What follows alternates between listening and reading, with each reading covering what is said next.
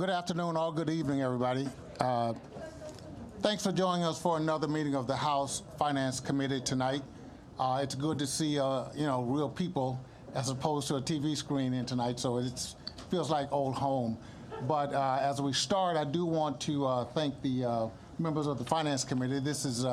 We're starting to fill up our seats here, which tells us that we're getting down to some serious business, and I know that all of you have other things that you could be doing, or the committees that you're in. So I thank you for taking the time out to come here. As we do, our guests in the audience, and you are our guest, we have a lot that we need to go over tonight. As we start in the beginning, I'm going to go over a few rules that I think will help us get through this process, because we're talking about another 3 or 4 months that we have to meet with each other. And number one, thank you for being timely. That's important. But also, thank you for understanding that this is not the normal environment that we're in. For example, I'm not wearing a mask because I'm talking on my mic at this particular point in time. But I do ask that those of you who do not have masks on, be sure that you take care not to talk into somebody else's face or something. I'll leave that up to you before I have to make a decision on whether or not to go further than that. But we want to make sure we keep everyone safe. We're all adults. We're all going through a tough time, but we want to be safe. Beyond that, the way we're going to run the hearing this evening is, and it's going to be run this way the rest of the time out. We will generally have a briefing by Sharon and her staff, at which time the members of the committee have the opportunity to get any clarifications from them that they may need, because after all, our job on this committee, and I must say that not every committee works the same way, but our job on this committee is to get as much information as we possibly can that is of a financial nature that helps us in the decisions that we have to make. So to do that, in this committee, we try to stay as best we can on the topic at hand. So when Sharon finishes her briefing, and then we'll open it up for questions for Sharon, my expectation is that we ask questions on what she has presented. And if you need a question answered on something she didn't present, just send it to us in an email, and we'll make sure that you all get the information that you actually need. And sometimes that happens. The other thing is that we do what's called a sidebar here too. If there's a person in the audience that you just, as a member, need to talk to, rather than doing it from here, I just simply ask you if you would step to the side, talk to the person, because there may be something that can be solved pretty quick, but we don't want to take much of the time that we have here doing that. So that's called our sidebar, and that gives us all a chance to get information. Tonight, before we get started, we'll have to unfortunately have a roll call, because I think some of us are on remote, and when you're on remote, you have to have a roll call to make sure that you establish a quorum. And then after Sharon is finished, we will have the representatives from the different articles here, and I will call them up and explain a little bit about that, and then everybody will have a chance to give their say. Now, one last thing about the Finance Committee. It is not a committee where we spend a lot of time with a long testimony. Everybody has a chance to turn in testimony written, which is important. But what we try to do when we have a lot of guests, and sometimes we have hundreds of guests, we try to give you a chance to have some time, but I will kind of nudge you along. And if you go more than 2 or 3 minutes, if you happen to be a witness, because all we need is you to tell us what you like about the issue or what you don't like about the issue. We don't need long stories of that, but you can send them in, and we do read them all, so everybody's word is taken. So would you, Mr. Clerk, please call a roll to establish a quorum? Chairman Abbey? Present. Vice Chair Slater? Present. Vice Chair Mazakowski? Present. Representative Amore? Present. Representative Baginski? Present. Representative Barrows? Present. Representative Diaz? Representative Edwards? Present. Representative Hull? Present. Representative Nadone? Present. Representative O'Brien? Here. Representative Quattrucci? Present. Representative Ruggiero? Present. Representative Tabone? Present. Representative Bella Wilkinson? Here. We have a quorum. Thank you very much, Mr. Clerk. Sharon, if you would proceed, please. Thank you, Chairman, members of the committee. Just a reminder, this is the part of the presentation where the staff simply does a background on the articles before you in order to give you the appropriate information about what the administration is proposing and then any relevant context that might be helpful for your consideration. Tonight, before you, there are 3 distinct articles or sections thereof, as well as a particular project. Listed here, we'll start with Article 5, the GO bonds, and then move down and end up with an article on state leases. Before we get started, because a number of these items deal with state debt, we're just going to go through kind of some of the boilerplate things we go through on debt to remind everybody what the Assembly's role here is. And one, you appropriate pay-as-you-go debt, and that's usually contained in Article 1 of any given budget, whether it's the revised or the budget year budget. Those are 2 separate bills this year. You approve general obligation bond referenda to be put before the voters for their ultimate approval. And if that's approved, then that is an automatic obligation of the state. You also approve other sorts of financing pursuant to state law that you need to have that kind of review. This usually requires an appropriation of debt service, unlike general obligation bonds where that is an automatic requirement. As you look at projects, whether the project is something you want to consider, you always sort of ask, is the project, is it even needed? Is it ready to go? What's the time frame and how well thought through is it? Is it ready to be financed or funded with pay-as-you-go funds? And then long-term, what are some operating impacts of those? When will it be finished? If all these items are available to you and you consider big new capital projects. And then you also might consider what is the best way to pay for it. Should you finance it through some bond mechanism? Or should you use pay-as-you-go money at your disposal, Rhode Island Capital Plan funds being one of the major sources of pay-as-you-go funds? And of course, with the federal stimulus funds available to the state, that opens a new door to some other semi-flexible funding for certain projects. The more you pay as you go, the less debt you have going forward. And you do want to consider your overall debt structure. We've provided some figures here on the state's net tax-supported debt and what the projections are under the governor's budget. We always caution that these projections often come in a bit lower than they are usually because they don't usually consider what future assemblies may do and add to ballots.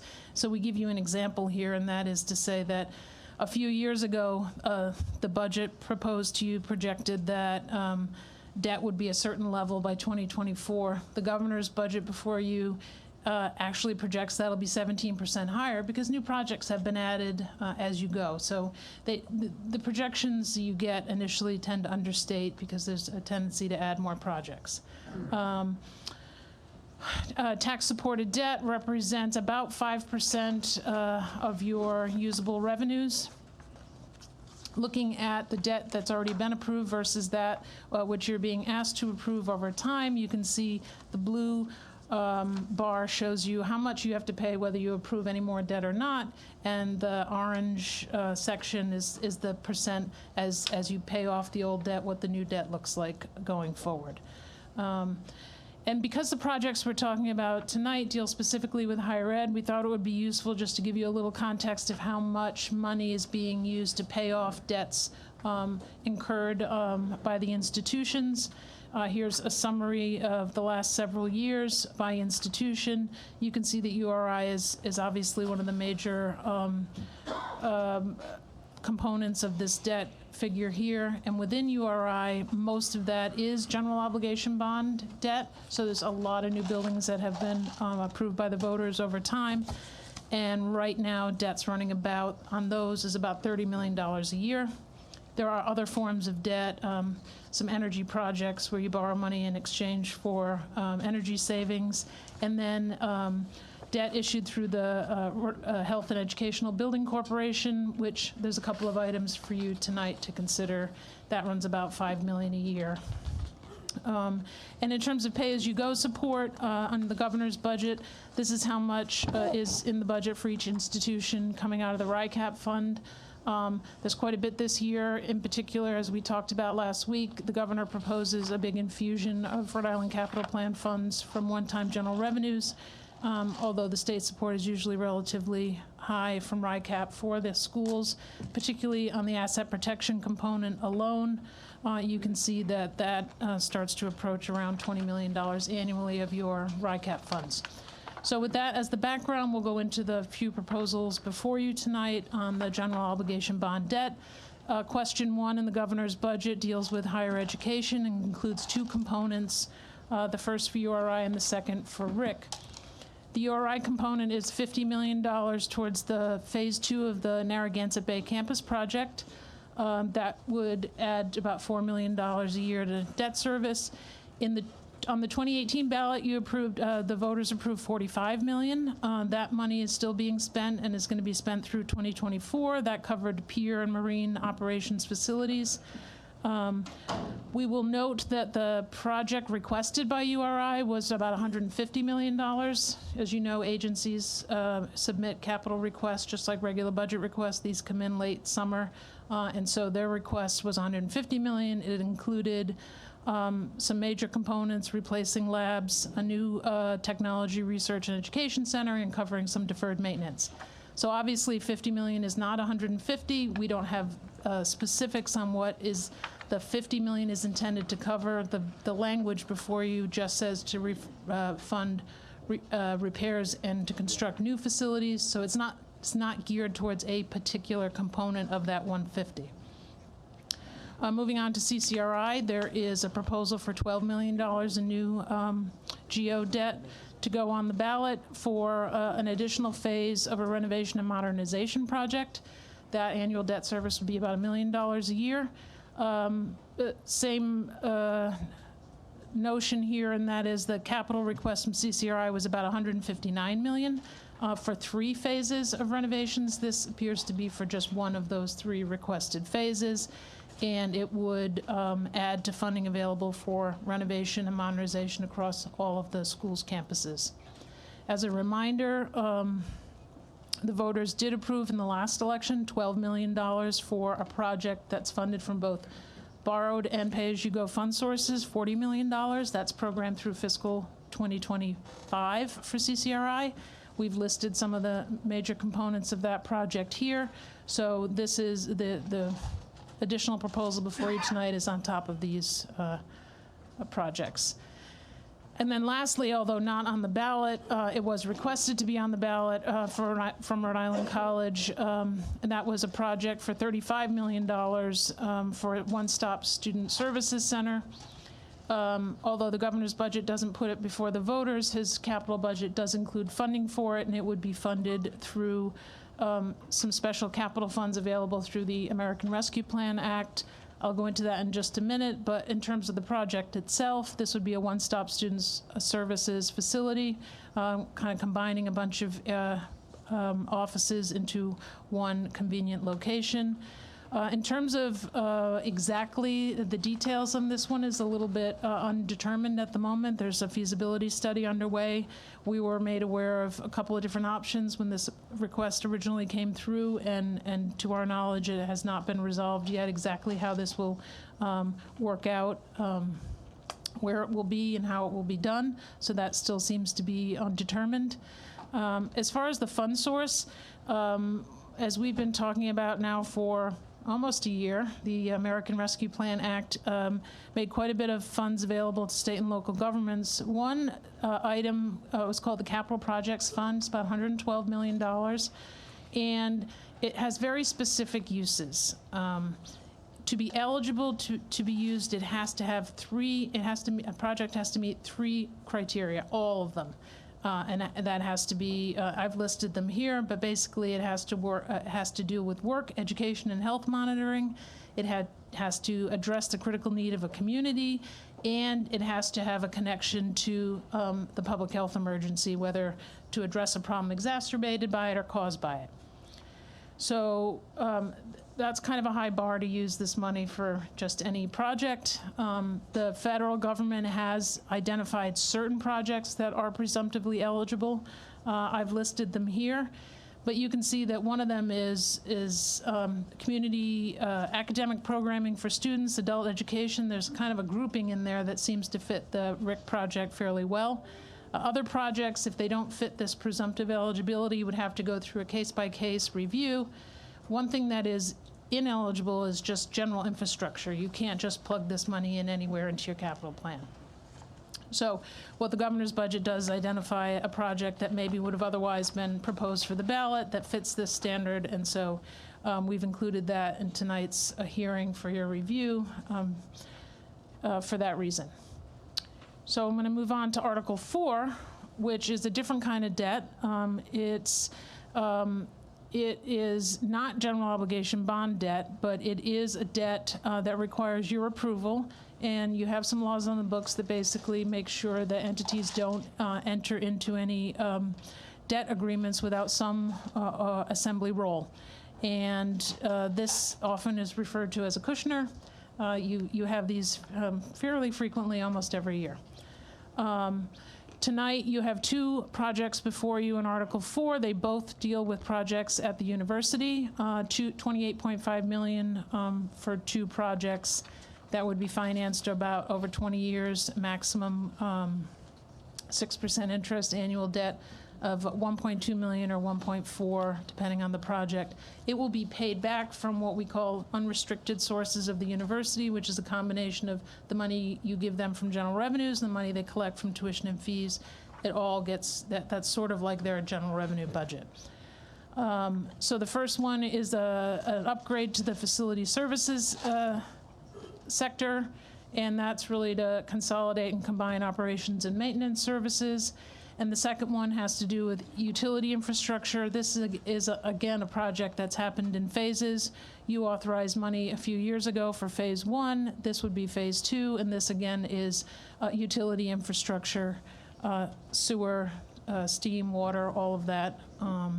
So that project is also in Article 4. So again, two projects, $28.5 million each. The debt would be issued through the Rhode Island Health and Educational Building Corporation. That's the RIBAC I showed you on the earlier slide, and that debt would be appropriated each year. And finally, Article 14 deals with state leases. Article 14 is the joint resolution that requests the General Assembly approval for the state to enter into 5 long-term leases. They deal with 4 distinct entities. There are 2 leases for the University of Rhode Island. Under general law, you are required to give this approval before any state agency can enter into a lease that's 5 years or longer and in excess of $500,000. This requirement dates back to 2006, and it's a level of review that was added when certain long-term leases that looked a lot like debt were being entered into. So you have this additional layer of review that's required, not unlike the Article 4 requirement. This little graphic just shows you the steps that a state agency has to take, approvals they have to get in order to get a lease approved. There is a strong role for the State Properties Committee, and they have to go through an RFP process. If it meets the standard I just described, you might have to approve it, and then ultimately the lease can be executed. The law requires that the resolution before you show the purpose of the lease, the current lease or rental cost, the range of cost, the proposed term, the location and the owner of the property that's subject to the lease. You can see from this list here that there's 2 of them for which the new location has not been determined. So you would not be able to authorize this as is. Presumably you would get additional information before you could meet the standard in the law for this. But we can go through the few proposals here. Some are just renewals, like the Commerce lease down on Valley Street in Providence. There was a 5-year lease that started back in 2017 that's about to expire, and this would exercise the option to renew for 5 years at the same price, and the budget includes the money for it. There's also the probation and parole felony unit that's currently on Pavilion Avenue in Providence, has a lease that expires next year. You extended the lease for 1.5 years last year. This property, the landlord doesn't want to renew, so they've got to go out and look for a new one. This is one of the places where you don't have a location yet. That work appears to be underway. Department of Human Services, this may sound familiar because in the last budget, you heard a proposal to close the Providence field office and move the staff to 5 other locations, whether state-owned or leased elsewhere. So that happened. Now there's a proposal for a new lease for new space. And again, this is one of the places that has not been identified yet. We tried to, because again, this is somewhat recent discussion that we had, try and crosswalk what you thought was happening last year and what appears to be happening this year, and I'm sure it will form the basis for some of your questions for the administration. The employees at the Elmwood Avenue office were spread to the 3 field offices shown here, Reservoir Avenue, Fountain Street, and one in Pawtucket, and 2 state-owned buildings, Powers and Hazard.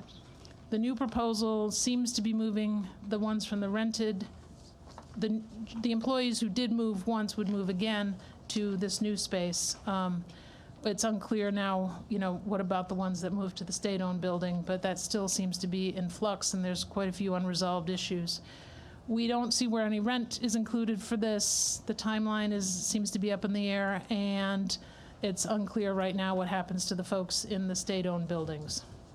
There is money in the budget to continue to make renovations to one of the state-owned buildings, the Hazard Building on Pastore. So that's an area that probably needs a little more inquiry. And then lastly, there's 2 lease renewals on the URI campus. And it's 25 West Independence Way in Kingston. There's the Communicative Disorders program leases space, would release the same space for 10 years. And the physical therapy program similarly would renew a 10-year lease for its current space. And this table just kind of summarizes all of those leases and the annual cost of them. And I'm happy to answer any questions, and the staff is here as well.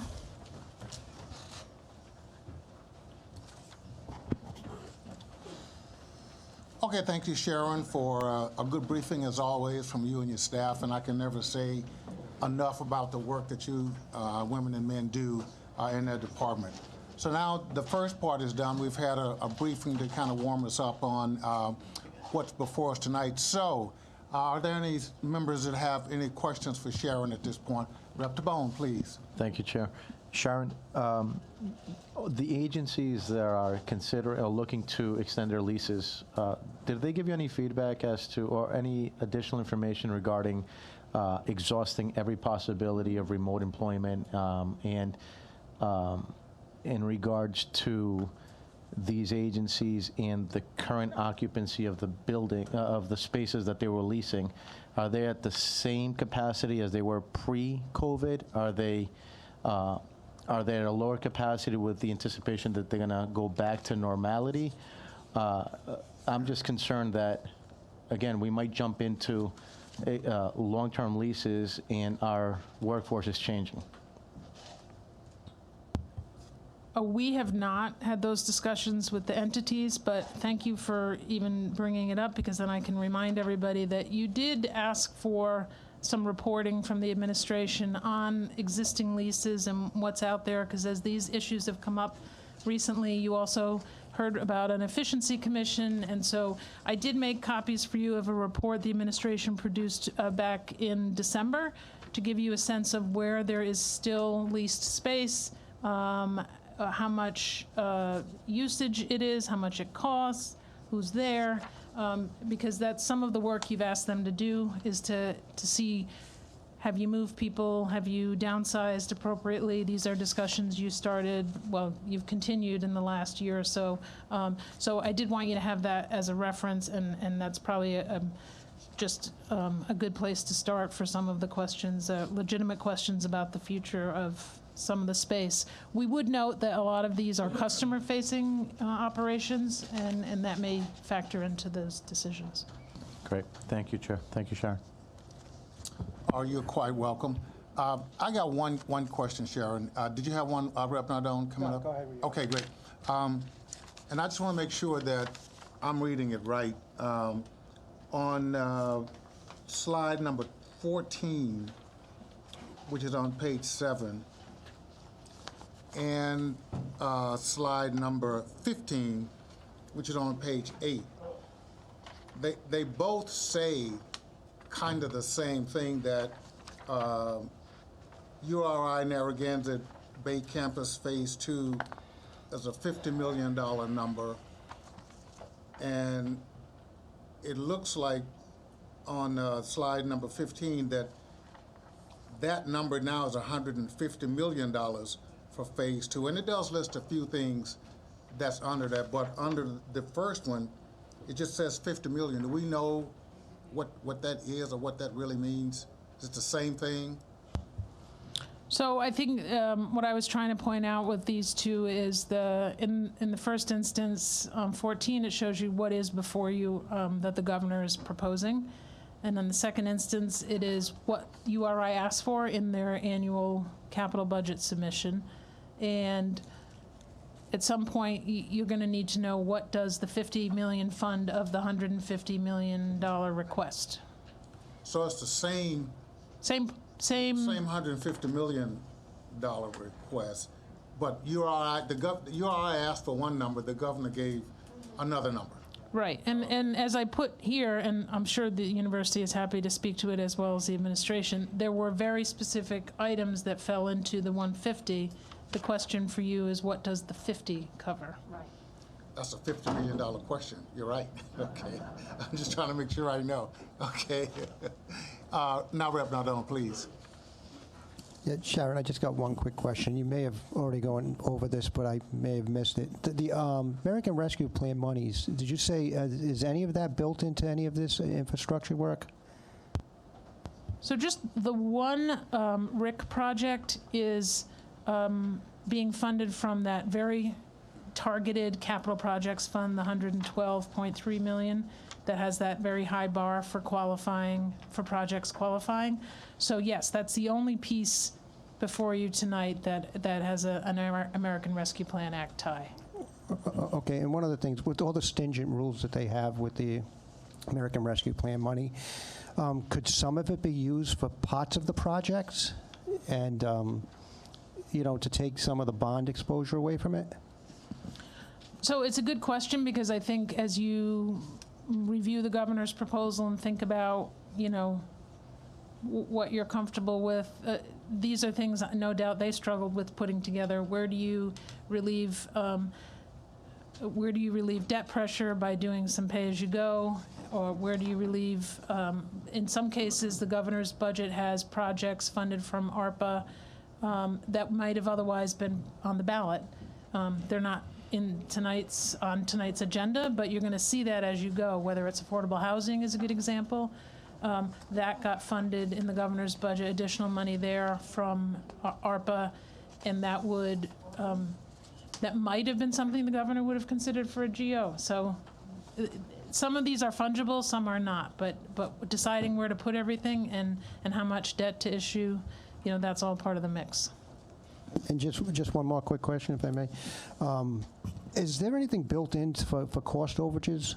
Like, I know like the prices of commodities are going up, and we don't know where interest rates are going to be. Is there like a contingency plan built into this budget where that's addressed?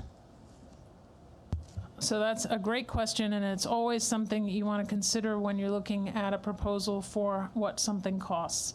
Are the costs thought through? If you've got the timing right, do you have the escalation in costs right? Because many times agencies come before you asking you to cover a shortfall in a project because they miscalculated the cost, or some other aspect happened. Maybe it was out of their control.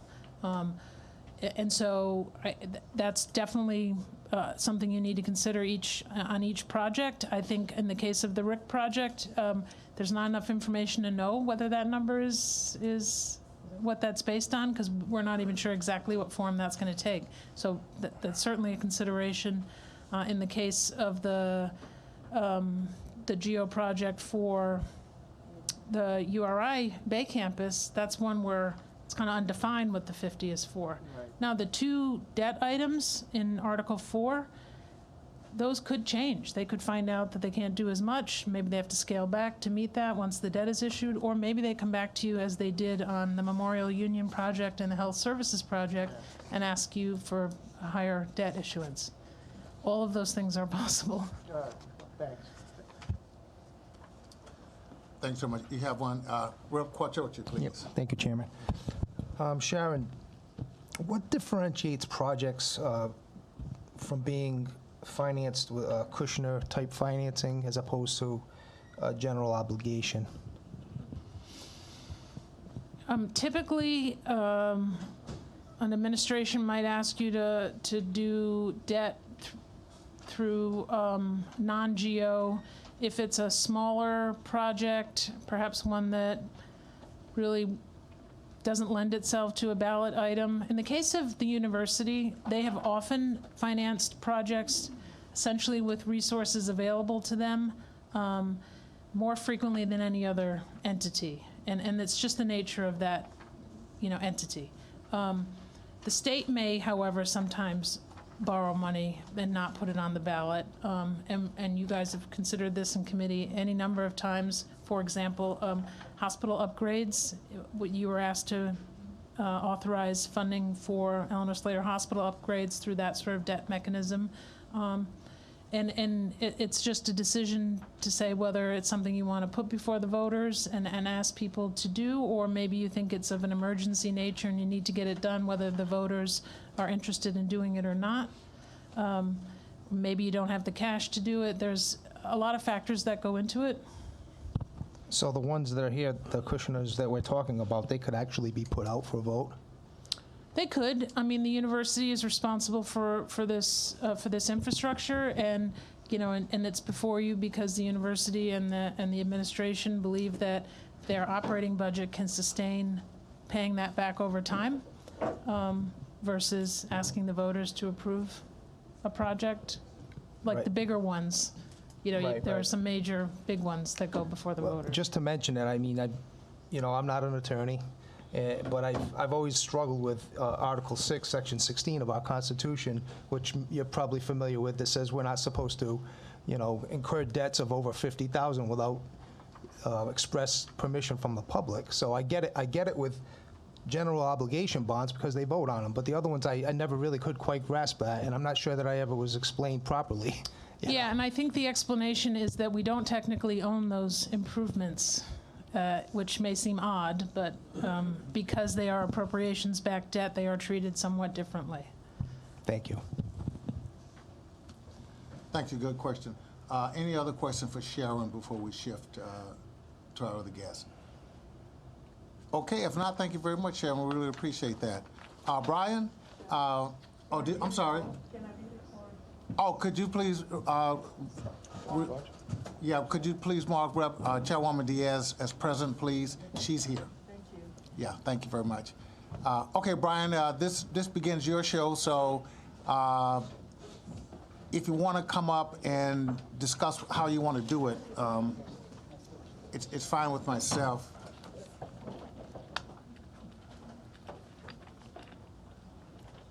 There are several ways you can do it, and I don't want to tell you how to do that, but you can, make a statement yourself or try to answer some of the questions you heard us ask, and then have the higher ed presidents come up. Sure. Thank you, Mr. Chairman. Brian Daniels, Director of the Office of Management and Budget. My first hearing in this committee, not my first hearing ever, but first in the new role, so happy to see you all in the new role. Oh, is it not on? Is it on? It looks like it's on. Can you hear me? Yeah, I can hear you Okay. great. So, Chairman, to your point, what I would recommend we do is if we start off with the Article 5 questions and the RIC project, so we can have the President speak. I also have Commissioner Shannon Gilkey of the Office of Post-Secondary Education who could speak about those projects on the front end. Then we can do Article 4. We have Abby Ryder, Vice President of Administration and Finance from the University of Rhode Island, who can speak to that. And then we have leases. Is that okay for everyone? Let's rock and I'm roll. trying to minimize my back and forth. There you go. And also make sure that we're respectful of everyone's time. Well, thank you again for the opportunity to testify on the governor's budget. Because this is the first committee hearing on the governor's budget this year with the administration representatives, I want to talk a little bit about the process this year.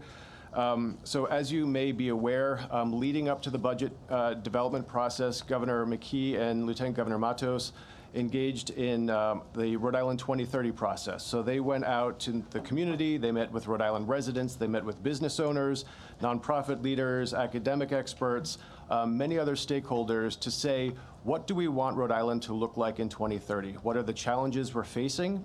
What is the vision for the future, and what are the steps that we need to get there? And the 2030 report, which came out, I believe, in October or November of last year, has a series of long-term and short-term steps as to how to attain some of the goals that were brought forward in that process.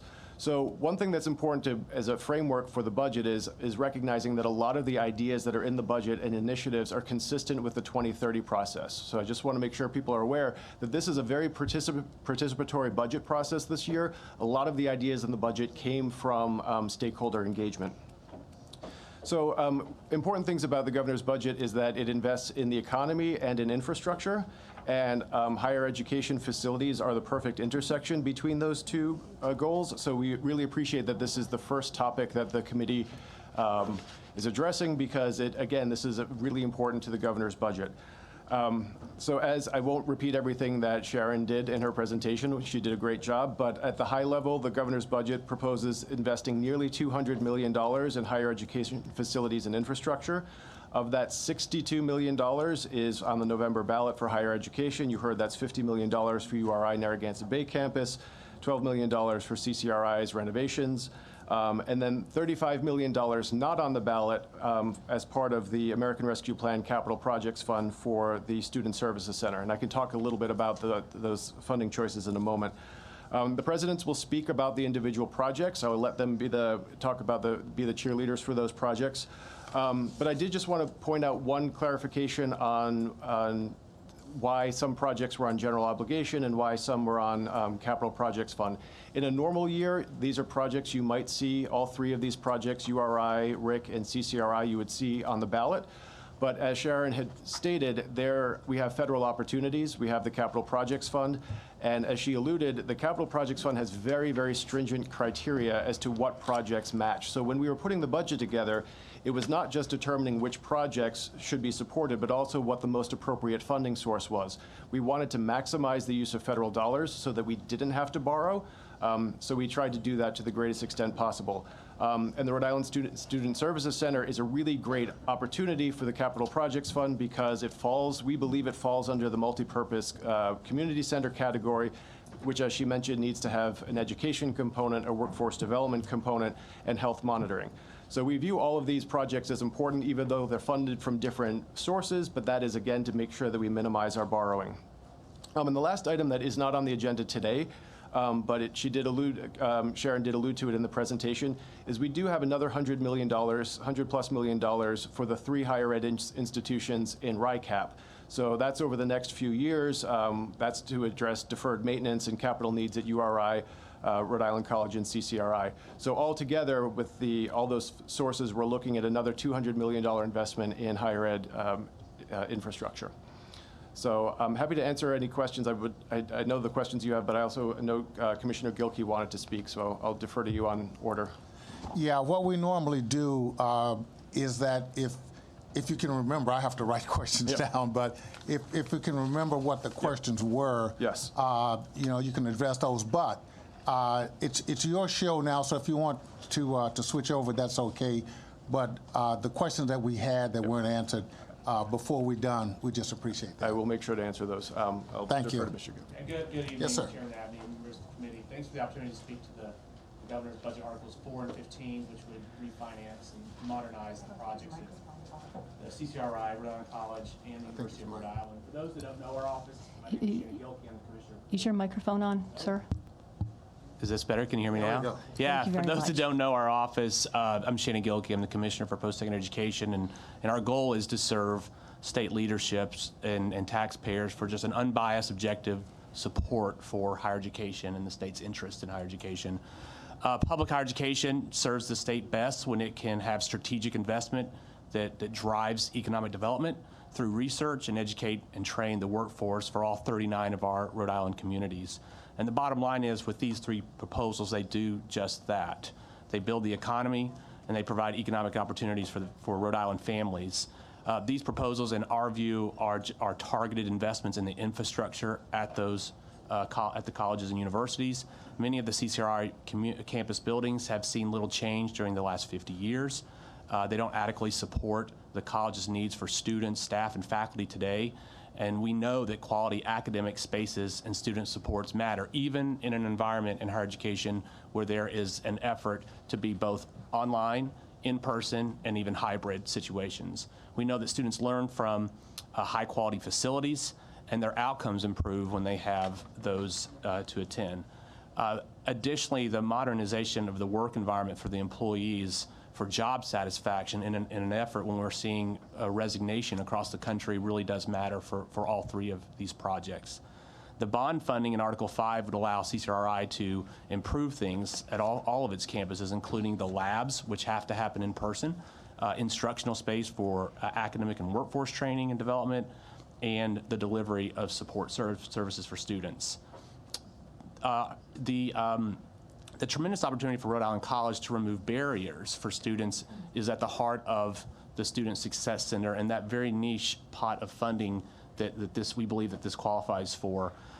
It allows the students to have flexible delivery of service. It's something that students are telling us across the country and here in Rhode Island that they need to be able to get their transcript in the evening or on the weekend. They need to be able to fill out financial aid forms, and that's really the heart of having a one-stop student success center that does that for the institution. So that is being very responsive to the clients, the students, to make sure that they have what they need, whether the student is a 19-year-old and it's their first college experience, or the student is an adult, like a 35 or a 40-year-old. So that's critical. And finally, I want to urge you to support the new construction at the University of Rhode Island Narragansett Bay campus. We know that the projects include the replacement of the Horn Laboratories with a modern laboratory facility and the construction of the Ocean Robotics Laboratory and the Ocean Engineering Education and Research Center.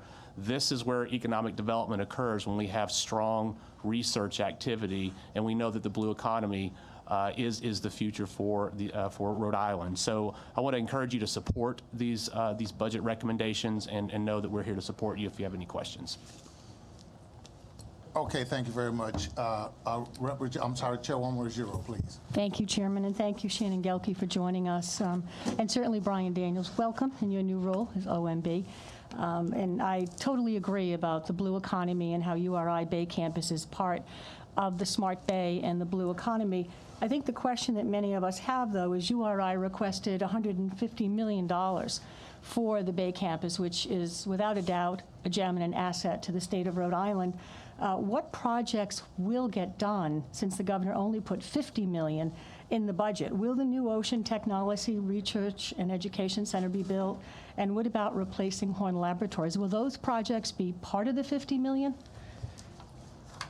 I'm happy to answer that. That's Chairman Abney's $50 million question. So, so It's $150 million question. The question is, can we build it for $50 million? Well, so I think the challenge that we had with this budget, it's very difficult to. It's an unusual budget year because we have a lot of resources, but we also have constraints. And I think that was one of the biggest challenges that we faced putting this budget together. When we're looking at the general obligation bond, the total amount, and the committee will dive into this in future hearings as well. The total proposal that the governor has is $350 million. And I'll just give you some context as to how we came up with that number. We have my understanding is we have about $280 million coming off the books of debt we're retiring in the next couple of years. So that's sort of our baseline, because we want to make sure we're staying close to our historical average, maybe increasing a little bit more because of delays in issuing past debt that has been authorized. So that is one of the constraints we had. We wanted to make sure we were not, our total ballot amount was not too much. And so 350 was the number we were generally comfortable with to make sure that we did not endanger our credit rating or anything like that.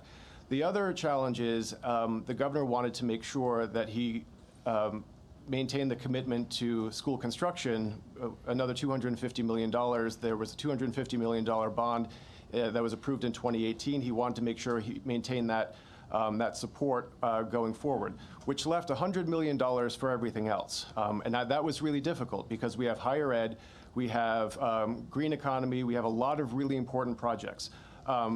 This was one of the reasons we tried to find opportunities for the Rhode Island College Student Services Center, other resources, so that we could maximize that. So the short answer is $50 million does not complete any one particular project, but we're hoping that it can be used in conjunction with other funding sources. So we will also talk going forward about the blue economy proposal. That's something, there's a $70 million proposal from the Department from Commerce. That is something that Commerce has worked on with the university in partnership for the U.S. Department of Commerce's EDA Build Back Better proposal. The hope is that there will be some federal funding that can be added to the $50 million to support all of those. My understanding is that in order for us to be competitive in the EDA Build Back Better proposal, we do need to demonstrate we have some skin in the game. We're not doing we're just not coasting entirely on federal dollars. So the $50 million, while it does not complete a particular project or fulfill the full needs, is part of a larger component as we're trying to put all the pieces together to make sure that we advance this important project. So what you're saying is the 50 million is used for leverage for the 70 million for the EDA with U.S. Commerce. We are hoping to pull and part of together the a Smart number of Bay. different options to make sure that we can fund as many as possible, but there are a number of moving parts. Got it. Okay, thank you. That's good. That's very good. Thank you. Thank you very much. Rep. DeBonne, please. Thank you, Chair. Mr. Daniels, there was a 2018 bond, right? For URI, yes. Yeah. How much was it for? That was, I believe, 45 million. Okay. And how much of it has been used to date? I'm sure I have that in my notes. I'll have to find that for you. I don't want to speak out of turn. Let me double check that. Actually, I think so. the URI might have that information for you. Just a moment, ma'am. Once we're done, then we'll try to get that number for you. Okay. And I know the administration, obviously, it's a finite, I know, being in my capacity as chair of ARPA, I didn't realize how far $1 billion goes. We're going to fix everything with it, but it's finite. Mm-hmm. And I see that the administration is doing their best to juggle that. But do you guys have any concerns that if you don't do the amount that's being asked, doing it by patchwork might not deliver the results that we're looking for? It's not ideal, I'll be honest. The challenge, as I explained to Representative Ruggiero, is that the alternative is squeezing other environmental bonds, school construction bonds. So this was, because there were other possible funding sources for the Narragansett Bay campus, we were hopeful that we could cobble a few of those together. If we had more debt capacity, or if we had greater access to federal funds, or if we knew that the Build Back Better project was coming through, we would be more confident. But it's what we felt we could support in this budget.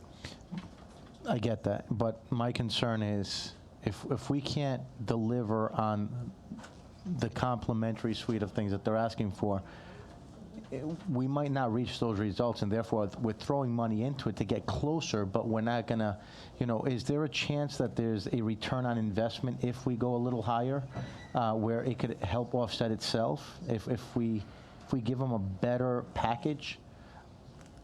That's a good question. I can take that back. URI, I know URI and Commerce are having those conversations as part of the Build Back Better conversation, as part of the application. Okay, thank you. Thank you, Chair. Thank you very much. I'm not sure if you had a staffer. A young lady did stand up in the back. I guess with an answer to a number or a question that was had. Yes, I'm Abigail Ryder. I'm the Vice President for Administration and Finance at the University of Rhode Island. I just wanted to, can everyone hear me? Well, if you just have, well, that's okay. We normally don't do it this way because you can't be heard. But if you have an answer to that question, if you would come around, please, and just give us that number, that would be very helpful. We want you to be close to mics so that your voice can be captured, right?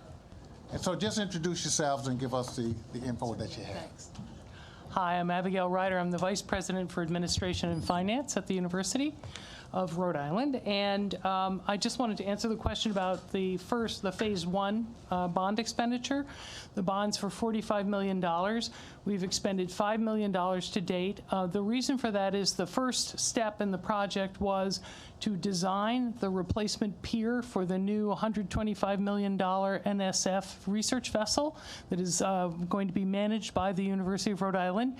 Part of our commitment to win that contract was to enlarge the pier, provide marine operations support for the pier, and a couple of other smaller support facilities on the campus. The reason it's $5 million and not $45 million that's been spent today is because you have to design the pier. Then, as I'm sure some of you have experience with, you have to go through approvals, environmental approvals, CRMC approvals, Army Corps of Engineer approvals. And so those are all obtained, and we are basically at the point where we're completing design and starting the construction. So that $45 million will be spent, all in good order, and the project's, well launched. Okay, thank you. That's very helpful. Okay, thanks. I had my own mic trouble. It was very helpful. Okay. Yes, Rep. Nardone, please. I just have one question for Brian. When I was coming in here, I don't know if I heard this correctly or not, if you can clarify. Did you say you have $100 million in deferred maintenance? Yeah, so the RICAP budget includes an additional $100 million over the previous RICAP plan for deferred maintenance and other smaller capital projects for URI, RIC, and CCRI. So that's new money in the capital budget. That's something that Sharon alluded to. I'm sure there will be a deeper dive into that going forward. Okay, and so could you give me an example of what deferred maintenance is? Just a couple examples, like fixing the doors, fixing the windows? Usually some of the more substantive HVAC projects, things that, that they've not major renovation or construction, but smaller projects that are extending the life of a building, addressing obviously something that hasn't been done in a while, but usually type of HVAC infrastructure type projects. And do you think you're going to spend all $100 million of that money? It is programmed over through fiscal year 2027. So okay, so you've got years to go through it already. All right, thanks. Yep. Okay, thank you very much. Had you completed your testimony, sir? Yes. Okay, great. Right now, I think since we've spent quite a bit of time talking about URI, Brian, if you want to begin the process of bringing URI up and then the other college that are represented, that would be great. Yes. And you may only be able to get a couple at a time, and if you want to remain during their testimony. I'm welcome. Yeah, I'm happy to stay, or you can have all three presidents up, whatever you would like. Maybe we can make, well, if I need you. Yeah, I'll call you back up. Okay, great. So if you want to bring the other three up and introduce them, then that would be fine. Certainly. Please. So we have President Parlange of the University of Rhode Island, President Sanchez of Rhode Island College, and President Hughes from the Community College of Rhode Island to speak about their projects. Okay, thank you. Don't go anywhere now. I'll be here. I know. We have leases to do.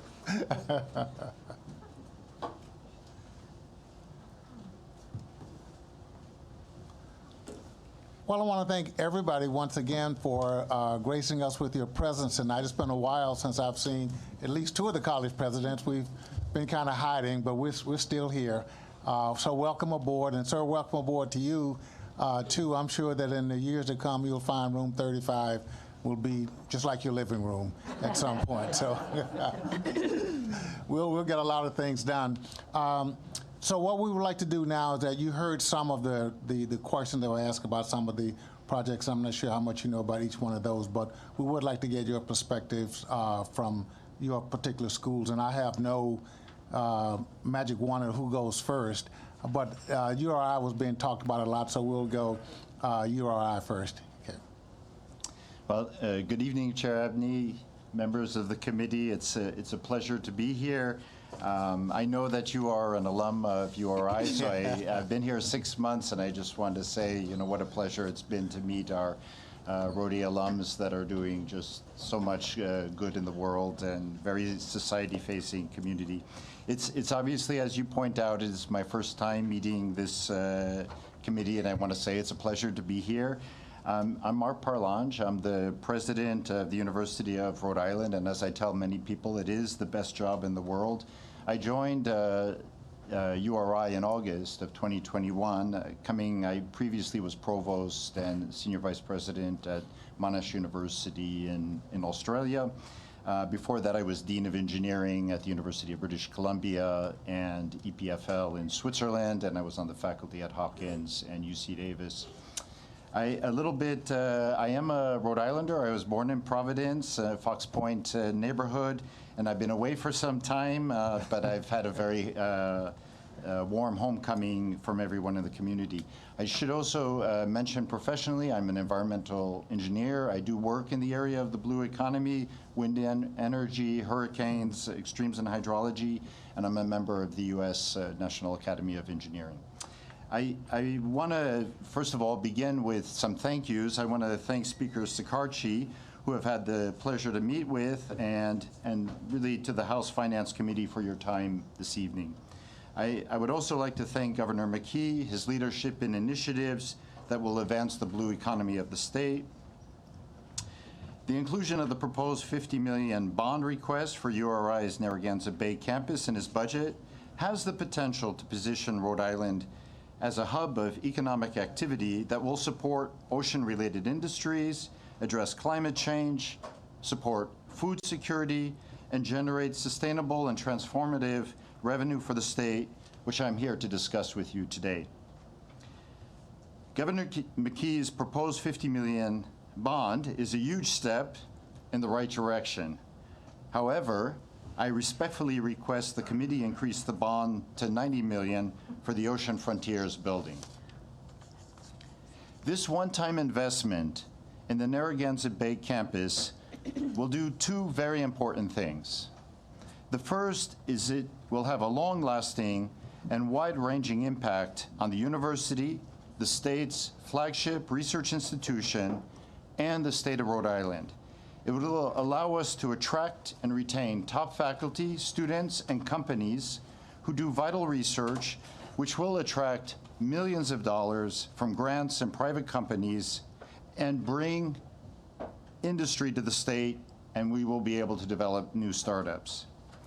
Just to give you an example of scale, our Graduate School of Oceanography, which is on the Narragansett Bay campus, has 34 faculty.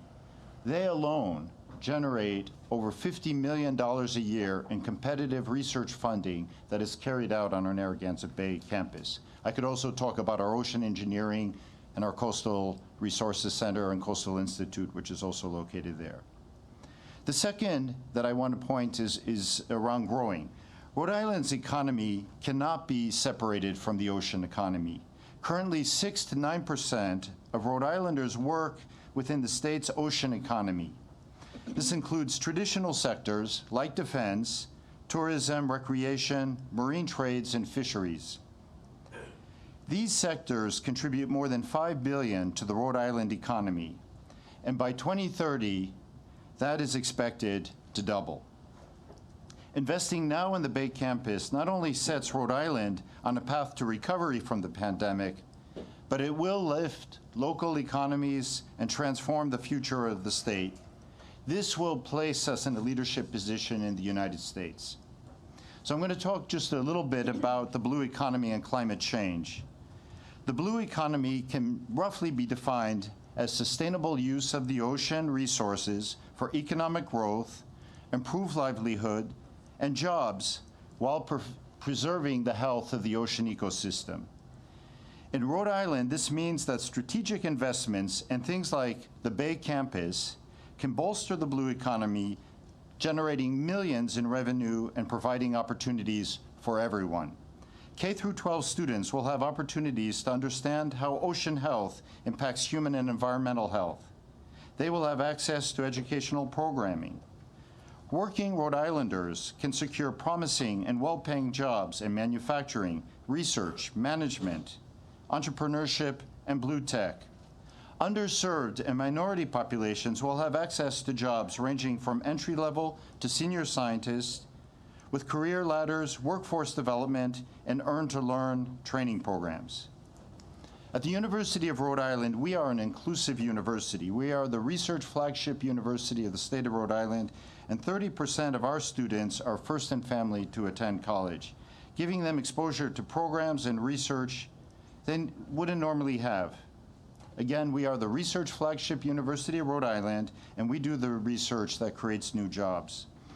The blue economy will bring new opportunities in blue and green energy through offshore wind industry, support the growth of sustainable aquaculture, to ensure food security, and it will prepare and mitigate the impact of climate change on our coastal community. It is this last point that we should take vested interest in.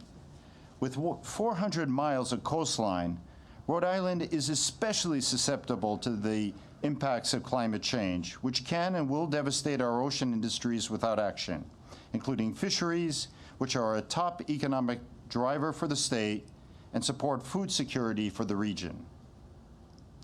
The sea level off Rhode Island's coast is 5 inches higher than it was in 1956, which puts more than 7,000 properties at risk from tidal flooding. Issues of food insecurity and coastal resiliency can be successfully addressed through robust programs, initiatives, and investments that prioritize the blue economy and climate change research. So why invest in the Narragansett Bay campus? URI's Narragansett Bay campus can be the hub for the blue economy in the United States. But we are operating with severely outdated, inadequate, atrocious, and defunct buildings and laboratories. Many of our facilities date back to the 1960s and have not been improved upon or renovated since. We have decades of deferred maintenance, and our labs are in a state of disrepair that goes beyond normal wear and tear. To be blunt, our facilities are embarrassing and unacceptable. Because of the state of our laboratories, URI is quite literally losing out on tens of millions of dollars of federal grants and corporate funding. So what does this mean for Rhode Island? Certainly it means millions of dollars of lost revenue for the overall economy. At research universities, we look for every dollar invested in research, there's a return of $7 for the economy. We have the inability to recruit, which means that we are losing out on top talent and faculty and students who are going to our competitors across the country, overseas, rather than settling in Rhode Island. We need to develop new jobs in engineering, science, business, defense, and startups. We need to build the blue tech innovation ecosystem. So what can $90 million do for the Bay campus? Obviously, investment in the revitalization of the Narragansett Bay campus is not only crucial to the university, but it is paramount for the state. Increasing the bond to $90 million is a necessary first step in this revitalization, which will cost $157 million. We're pursuing a multi-pronged approach to support this revitalization. I am working hard on fundraising, and our priorities include research, graduate student fellowships, and endowed professorships. We're advocating for a one-time investment through ARPA. We are growing partnerships with private companies, and we are leveraging support of the federal delegation to pursue funding from the federal infrastructure law and national grant competitions. With the $90 million, we can construct a new Ocean Frontiers building. This will be the cornerstone of the entire Bay campus, which will serve as a vibrant blue economy hub and ecosystem complete with incubators, blue tech, public-private partnerships that support business, research, students, and the government.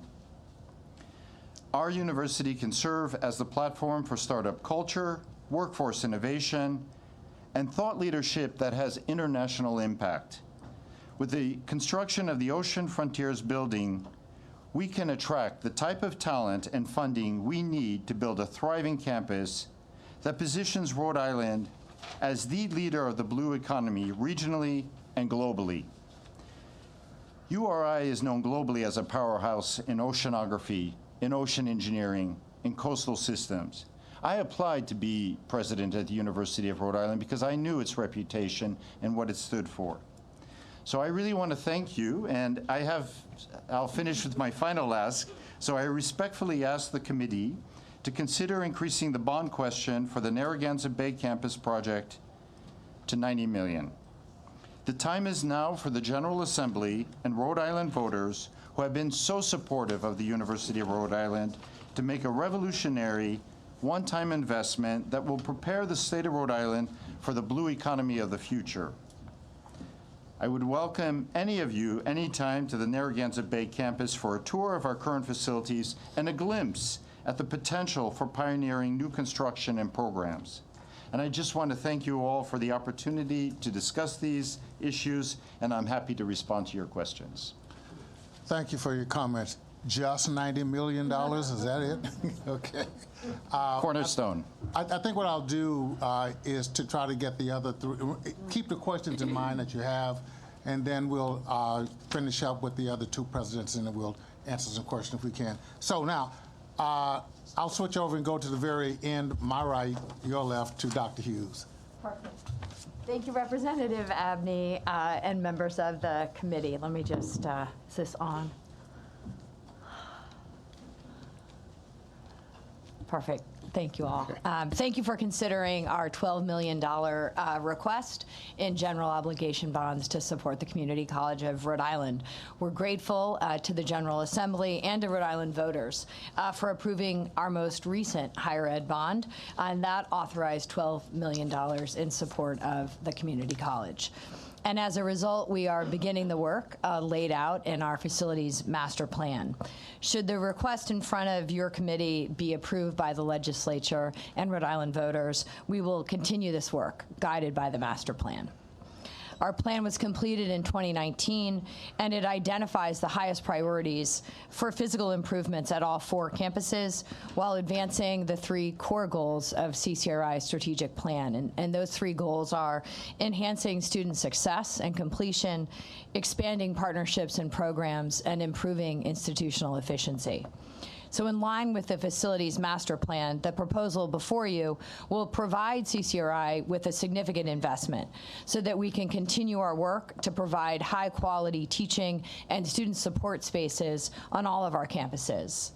We know that modern academic spaces and student support spaces matter. When students learn in bright, clean, and inviting spaces, their outcomes improve. It also enhances job satisfaction for our employees. The bond funding will allow us to renovate and upgrade academic and lab spaces at all 4 campuses, including our science and technology labs, classrooms for academic and workforce development programs, and our student support services. We know that to keep pace with advancements in science and technology, to keep our students positioned to acquire the skills that employers in these sectors are requiring, we must provide the infrastructure. We also know that modern classrooms with up-to-date technologies and design can enable our professors to make the experience of learning more dynamic and more relevant. Finally, creating spaces for thoughtful student services, things like financial aid, enrollment, Veterans Affairs, and career services will truly transform what it feels like to be a CCRI student. If approved, the bond will allow us to meet students where they are and offer welcoming, engaging campuses that will support their learning and their campus life experience. I want to thank the committee again for your continued support of our college and our students. And once President Sanchez has delivered his remarks, I'm happy to take questions. Thank you so much. It's glad to have you back in the building and in the room. Happy to be here. Thank you, Chair. President Sanchez, sir, haven't seen you in a while. It's been a while. Good evening, Chairman Abney, members of the House Finance Committee. I want to thank you for giving me the opportunity to express my full support of the governor's proposal to allocate $35 million of Rhode Island's ARPA funds for the creation of a new Student Services Center at Rhode Island College. As you heard a little bit earlier this evening, these ARPA funds can only be used for projects that meet a very stringent criteria, and we believe this project does just that. In fact, this project will centralize a lot of our critical student services, which are currently kind of scattered all throughout campus, into a single one-stop shop entity centralized for students. Over the last several decades, institutions all over the country, frankly, have been developing these one-stop shop centers as well as facilities specifically to do several things. One, not only help students be retained and succeed, but to help students eventually graduate. The proposed Student Services Center includes several different functional units that are critical for student success. 3 of which specifically have to do with enrollment management, which if students can't get through the enrollment funnel, it's very difficult not only to apply and to get in, but then to stay in school. So 3 services that will be part of this center will include records, financial aid, and the bursar's office. Again, 3 critical enrollment processes that virtually every single student at RIC will need to go through. In addition to that, and I think this is where we meet the criteria for the ARPA funds, we're going to also include, thank you, the Counseling Center, Health Services Center, and the Military Resource Center. Where applicable, staff will be cross-trained to address multiple service needs, and the centrally located building will also be accessible online in evening and weekend in order to better support our growing number of adult and working students. This project will also allow us to upgrade our employees' work environments and provide them not just with the space, but the tools and technologies they deserve and need in order to better support the students that they serve. This is an incredibly important funding opportunity for Rhode Island College. You know, if the pandemic has confirmed anything for us at RIC, it is that our students are driven and they're tenacious in their pursuit to better not just themselves, but their families and their communities across Rhode Island. In addition to navigating the impact of the global pandemic, our students continue to work hard to make ends meet, working 1 and even 2 jobs just to pay for their education and their degree. Like many of us, a large number of our students are also responsible for taking care of dependents and caring for their loved ones. Through it all, RIC students have demonstrated the determination that countless first-generation college graduates have during their time at Rhode Island College. And as many of you know, nearly half of our students are first in their family to attend college. Unfortunately, these same students have to navigate what they sometimes call, and I've certainly have heard it since I started my tenure nearly 6 years ago at Rhode Island College, what they call the RIC runaround, having to walk through a maze of offices all over campus to get services and supports they need to enroll and to succeed. I'm guessing most of us in this room, and I'm going to include myself in this statement, had no idea of what a bursar is, even if you could have found the office. I know I didn't when I first stepped on campus as a freshman, but you know, joking aside, we have a tremendous opportunity here to remove barriers and make sure students absolutely have access to services vital to their college success. In my time at RIC, I've heard from many students, whether it's the traditional student, transfer students, adult learners, first-generation low-income students who have had real difficulty just navigating their college experience. When that involves financial aid, health services, and counseling services, it can really hamper graduating on time, or sadly, in some instances, even graduating at all. I also want to say that this project in particular is very close to my own interests and my own heart. My training experience is in college student success. My doctorate is in higher education administration, and my entire career before becoming president at Rhode Island College was in student services. And prior to my presidency, I was the vice chancellor for student affairs at the City University of New York, the largest urban public university in America, serving 500,000 students. I have long held, and the data supports this statement, that for our first generation and low-income students, student supports, resources, and services are a major factor in their academic success. Frankly, in Rhode Island and across the nation, higher education has not done enough to support these students and give them the opportunities and experiences that they deserve. We need, frankly, to even the playing field. This investment would go a long way toward that end and show that Rhode Island gets it, that it shows that we truly want every student to succeed, regardless of their station in life, regardless of their background, regardless of their means. We truly want every student to succeed at the college. Rhode Island College is a remarkable institution. Our mission is simple and straightforward. We are committed to serving all Rhode Islanders by providing an affordable and accessible bachelor's degrees and serving a significant number of Rhode Islanders who come from diverse communities who are part of the state's changing demographics, economic vitality, and future. There is no one else doing this work in the communities that we serve the way that we are. We provide our graduates with the degrees and skills for professional jobs, and they live, work, and raise families right here in Rhode Island. We're also recognized for our success. Just this past year, U.S. News and World Report ranked us #2 for social mobility among all public colleges and universities in New England. Money Magazine also ranked Rhode Island College this past year among the top 10 best value colleges among medium and small schools across New England. I'm truly grateful for the continued support that the General Assembly has provided the college, and you certainly have championed our success as well. With this proposal for a new Student Service Center, you have another transformative opportunity to help Rhode Island College students succeed. And given that these students stay right here in Rhode Island, you will be helping Rhode Island succeed. Thank you for your time and consideration, and happy to answer any questions you may have. That concludes my testimony. Thank you very much for your testimony. I do want to say to all three of you, there's no question in my mind that a way for any person in this country to leave from where they are, to go someplace else, to have dreams. Education is one of those things that is paramount in that. I'm living proof of that myself.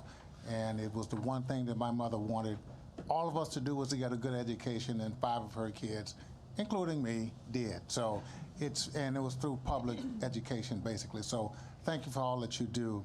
Now, before I'm looking at my witnesses, I'm assuming that everybody else whose name here was support is just that.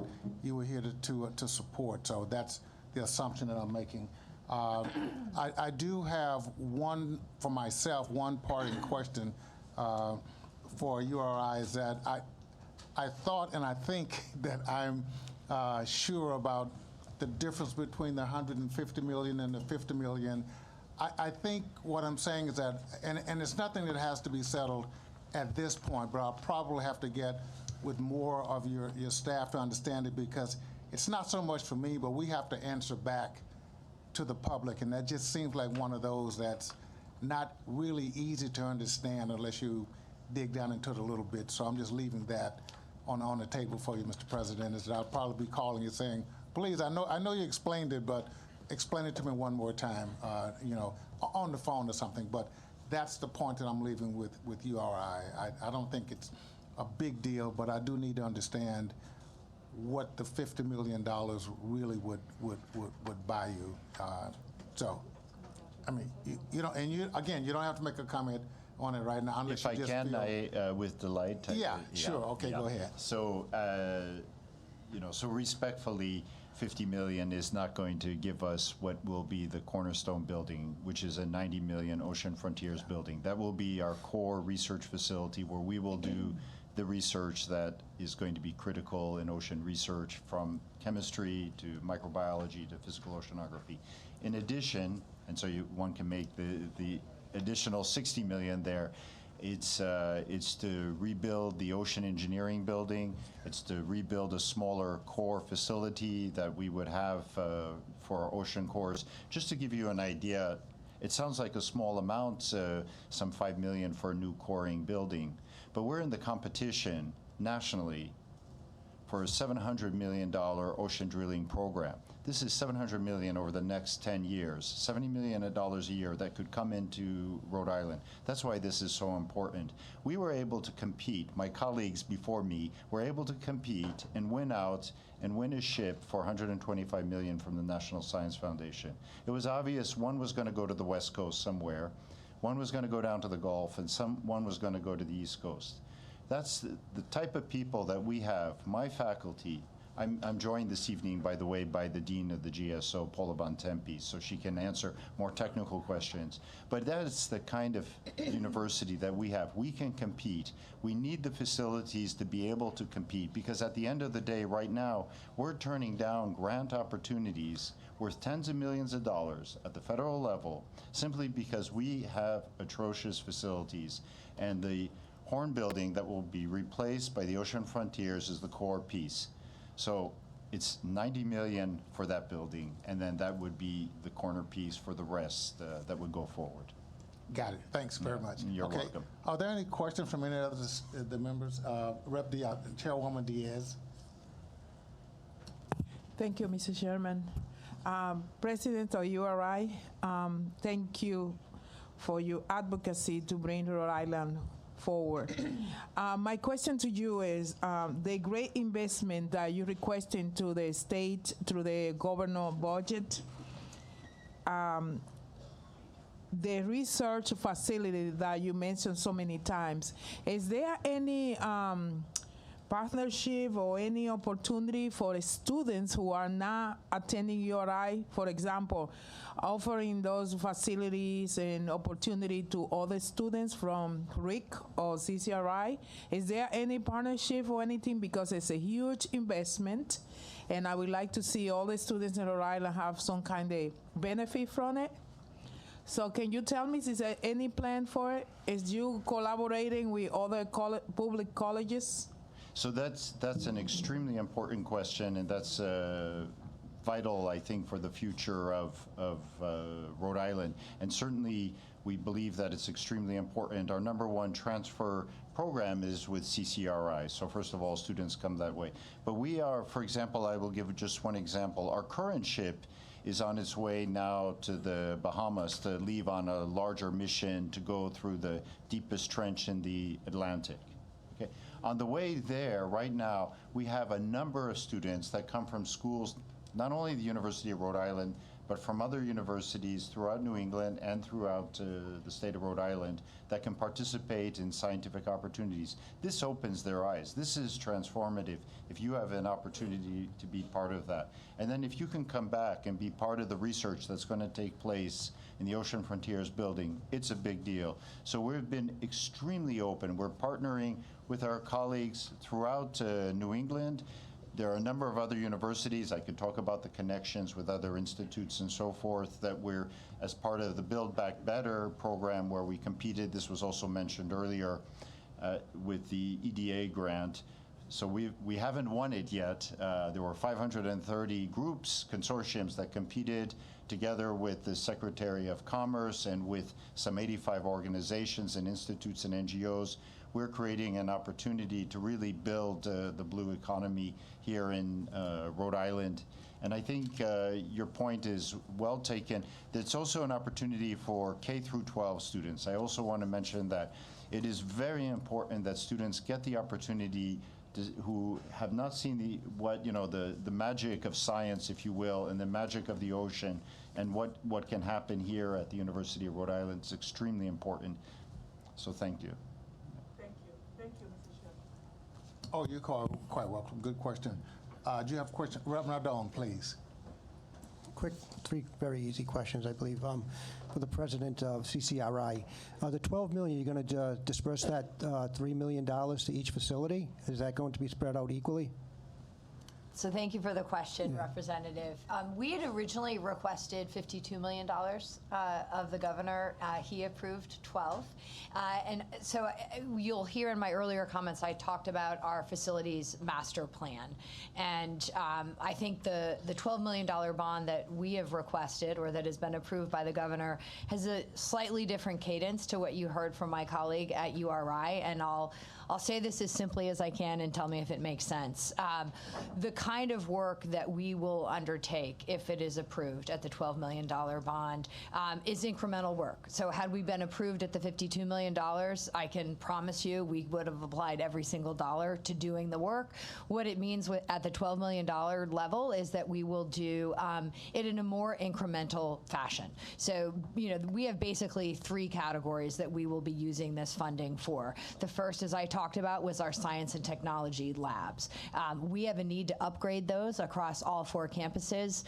They were built at 4 different phases over the last 60 years. So we'll start with the ones that are in the most urgent need.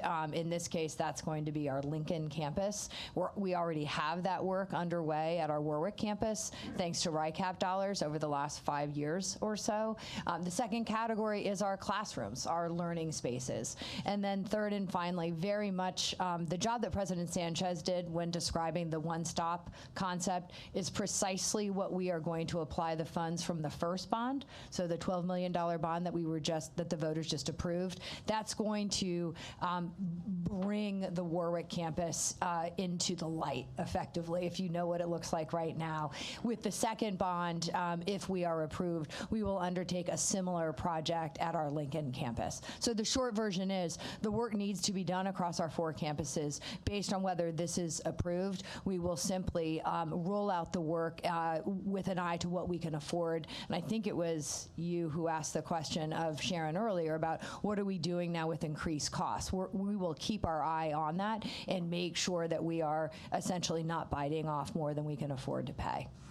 Okay, so are you going to be spending $3 million equally on each one? No. No, okay. I just want to make sure I understand that. So where there's a need is where the money goes, is what you're saying. So if there's more of a need in Warwick, that could get the bulk, and then the other, I got you. Yes. Okay, thank you. Thank you.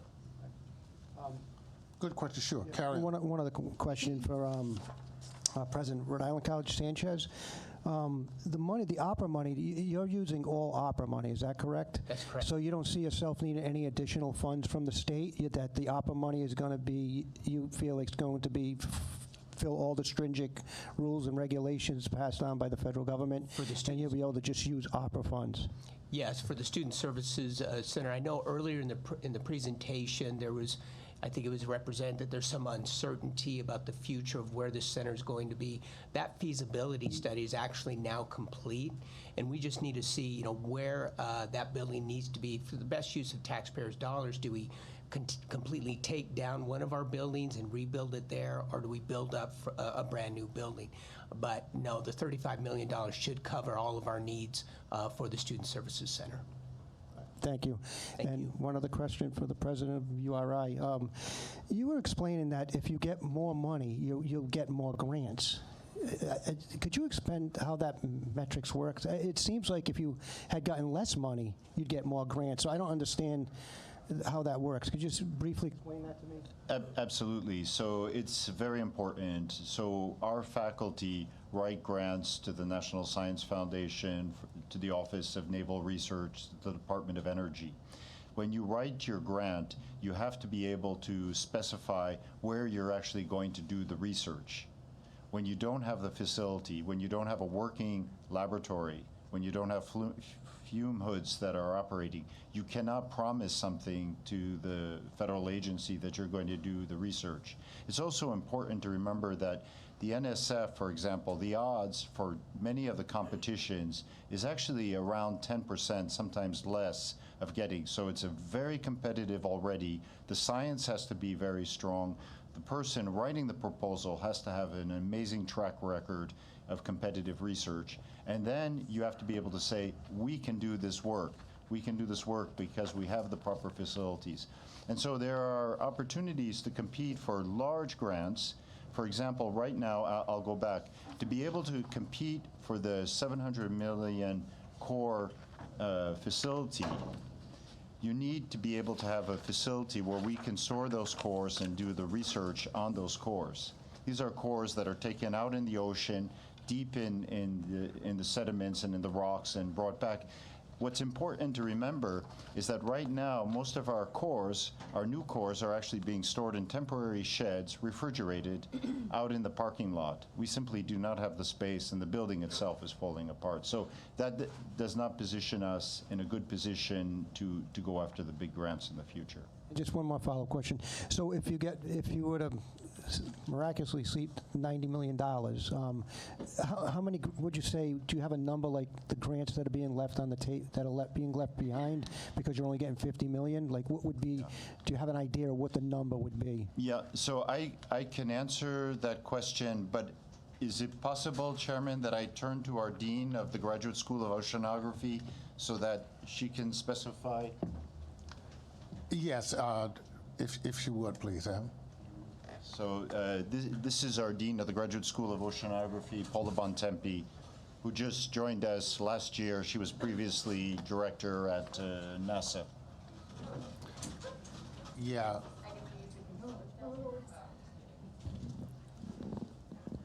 Thank you. Hello, thank you for seven.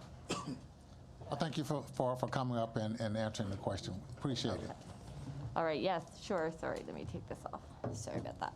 Yeah, no, so I appreciate that. So I just want to point out that in the infrastructure bill that's coming down the pike very soon at the federal level, there'll be tens of billions of dollars available for research.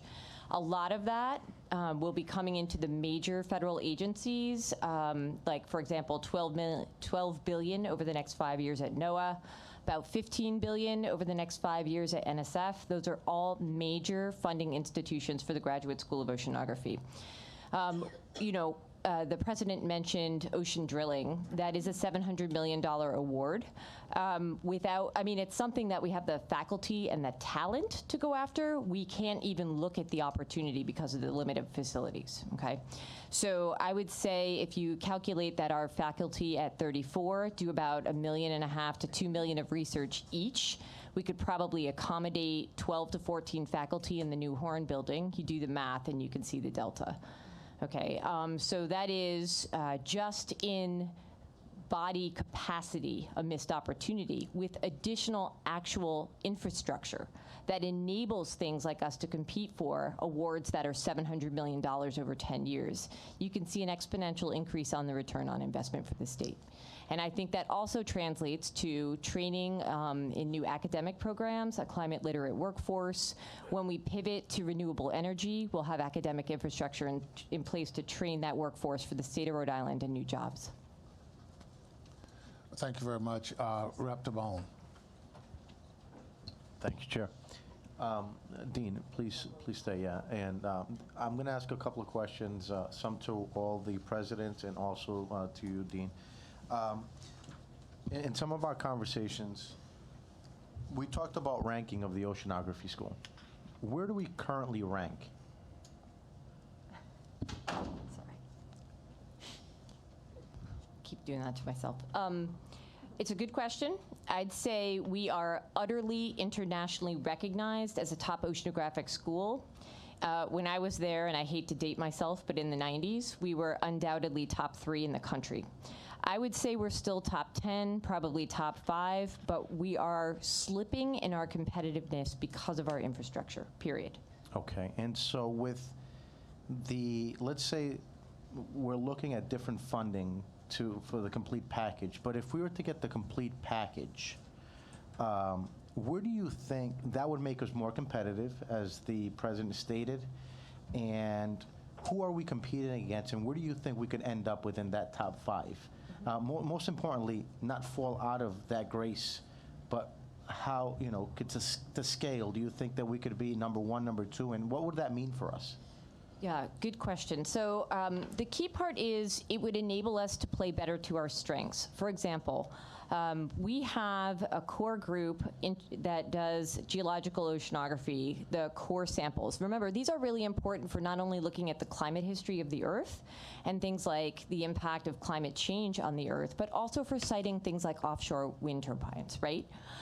So building on that expertise, I think what we would catapult into is higher competition that plays to our strengths, coastal resilience, and I believe that these are areas where Rhode Island can lead the nation, not just be a leader in Rhode Island, right? So our big competitors in New England, Woods Hole Oceanographic Institution, on the West Coast, Scripps Institute of Oceanography, you know, we were hot on their tails in the 90s. And, you know, with the aging infrastructure, we sort of lost that edge. Okay, and if we were to make these investments and we were to get creative, do you think that if we were to meet you guys halfway on certain things, and let's say this added investment in the infrastructure, we would be able to attract more individuals like yourself? Dean Bontempi, for those of you who don't know, came from NASA. She was one of our graduates 20 years ago and came from NASA. So we are attracting top talent. We also know of Robert Ballard and other people. So we're investing in the right things, but we also have to give you the tools now. And by doing that, and creating those tools, then our student population will grow in that, right? That's an income. The opportunities with the federal government and other private institutions, that will grow. Do you think that will be sufficient to help offset the difference of the bonds and the monies that we're going to have to borrow in order to deliver on that promise or that full vision? Because I don't believe that for us to spend $50 million, it's a waste. It's a waste of time for everybody because it doesn't deliver on the need. And so we have to think bigger.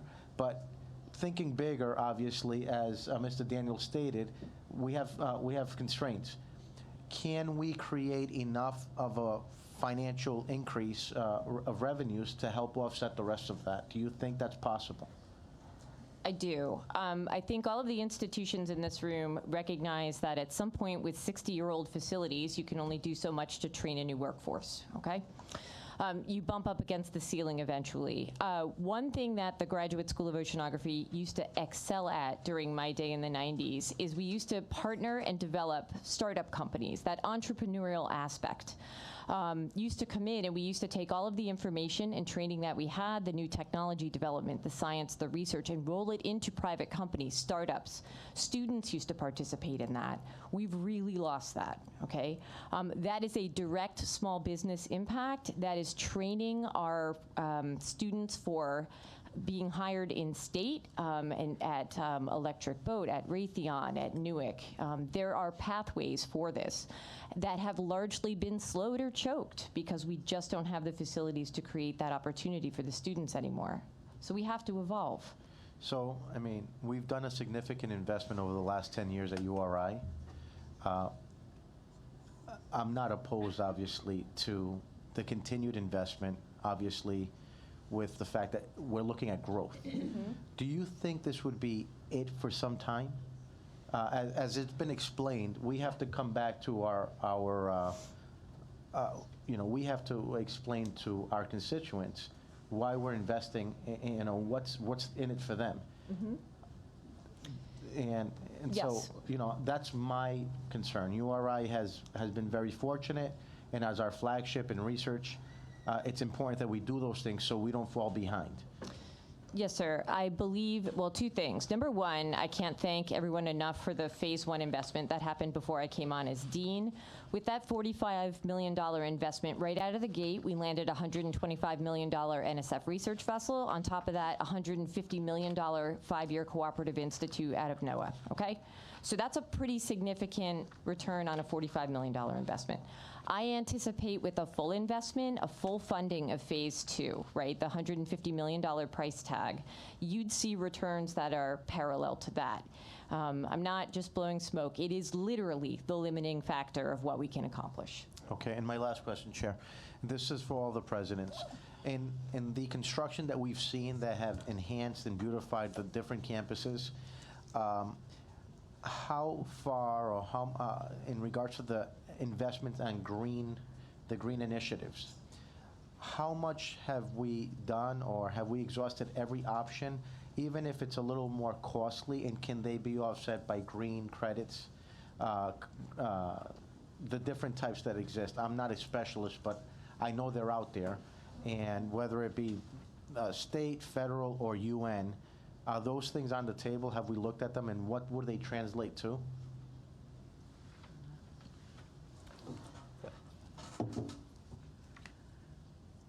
Yeah, so I'll go ahead and go first. So in 2017, Rhode Island College was recognized by the Department of Education as a Green Ribbon School. We're one of 9 schools in the nation.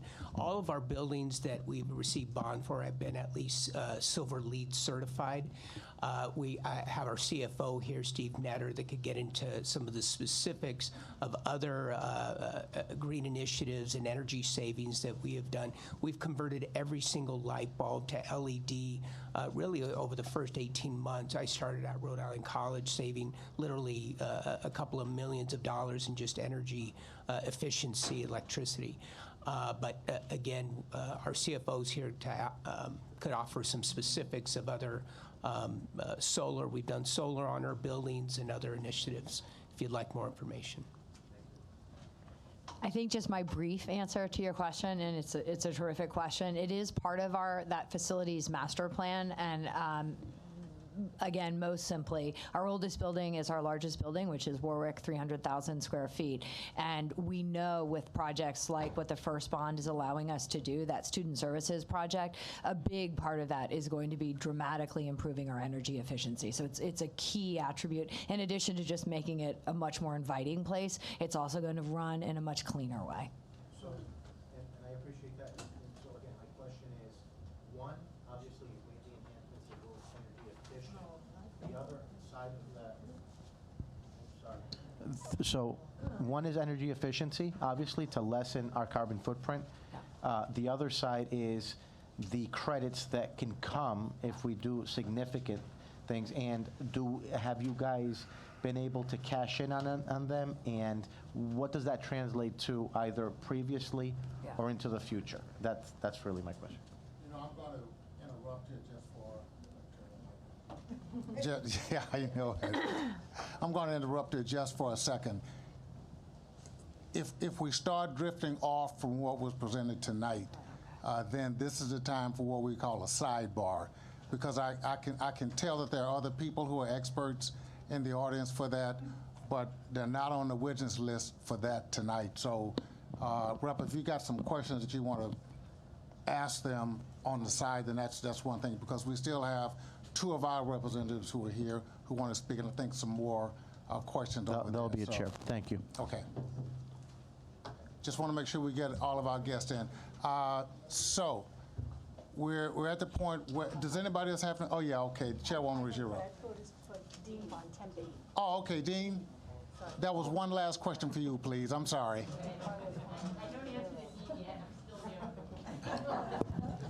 I'm so sorry. We're all new too, that's okay. Yeah. Thank you. Dean Bontempi, I'm delighted that you're at the GSO, the Graduate School of Oceanography. Welcome home. You mentioned that URI is still recognized in oceanography 5th or 10th, despite the infrastructure that's 60 years old, which I think is just remarkable. Should a 50 million, 75 million, whatever the bond number is, how long will it take for the infrastructure to get to the place where you can start accessing and bidding on what President Palangi talked about, those federal opportunities? Or do you leverage the bond knowing that the infrastructure will be built, knowing that it'll happen in the future? Yeah. Could you address that, please? Mm-hmm. Yeah, so I think the president has made the comments accordingly as to the sort of $50 million and what that might or might not reach. The fully funded phase 2, would take a little bit of design time and then, of course, out for bid and implementation. It is possible, knowing the timeline, once we would know the money's coming, if we wanted to compete for some of those bigger ticket awards in the $400 or $500 million range. Sometimes the federal agencies do let us leverage pending facilities, right? Good. That's what I was hoping you would say. So, right. So my understanding is the infrastructure funds will come available. We'll be thinking like the 6 to 18 month time frame. where we'll be in full proposal writing mode, but we cannot bid for something if we don't know the facilities are coming. Got it. So the equity of knowing it's coming is really, really critical in what you do in the future. I think that's really important for our committee to know. And then my final question is going back to the EDA grant. We talked about the $70 million from the Build Back Better, and the Smart Bay with Narragansett Bay, the salinity, the research that's going to happen there, all part of the blue economy with the coastal resiliency. Many states are competing for that. Does anybody know where Rhode Island stands with that, and when will we find out if we are a winner from the U.S. Commerce? So, good question. I know from the effort underway at URI in proposal writing that the proposals are due on March 15th. I actually am unfamiliar with how long it takes them to go into review and the process. My guess is it's at least a few months. And then, the bidders would hear something. And I think that's a federal process, so the timeline's probably fairly similar across the country. Okay, great. Thank you so much. Appreciate everyone's being here tonight. Thank you. Thank you, Rep. Diaz. Chairwoman Diaz, she has a petite question. Petite, very petite. Thank you so much. If somebody asked me if I have a chance to select a state to live, I will choose Rhode Island again because I love Rhode Island. With that in mind, I'm very territorial, and I have a question that it will move me to work closely to your proposal. And my question is, and any of you or all of you can answer, with the great investment that we're doing for all those projects, is any incentive for Rhode Island students? Or you offering those for international students too, for any student who want to come to Rhode Island?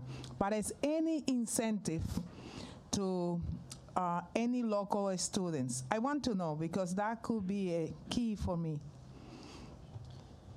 So one thing that I'm very proud of is, for example, in ocean engineering, we have more than 1,000 graduates that are working right here in the state of Rhode Island, and they're giving back. They're providing internships to our Rhode Island students to be able to work in summers or semesters. It's remarkable if you look at from Newark to Raytheon to General Dynamics to Electric Boat. Half the engineers, half the scientists there are URI graduates. These are students that came. As I mentioned early on, I'm very proud of what the University of Rhode Island and the commitment that we make. When we look at our record in talent development, which is now a 50-year program, we are changing the lives of students of Rhode Island. We are creating the opportunities. It's a very strong signal about what we value at the University of Rhode Island. We actually spend more on talent development than we spend on the students that play on our athletics team. I love our athletics teams. I love our basketball and football and tennis and so forth. Don't get me wrong. But what's important is that we have created pathways for our students to be able to come to the University of Rhode Island and really join what I would say is part of the blue economy. So I think it's extremely important, the point that you raised. That's what the university is about. Yeah. Okay. Okay. I think we're at the point now where we're not exhausted, but I think we've exhausted some questions. Okay. All right. Thank you very much for your time and for your patience, and thank you for the great questions that came from the committee and the answers that we got. But we do have, so the three presidents are excused if you wish, but we do have Chairwoman McEntee and Chairwoman Fogarty who wanted to make a couple of remarks before we close up. Nope. I'm sorry.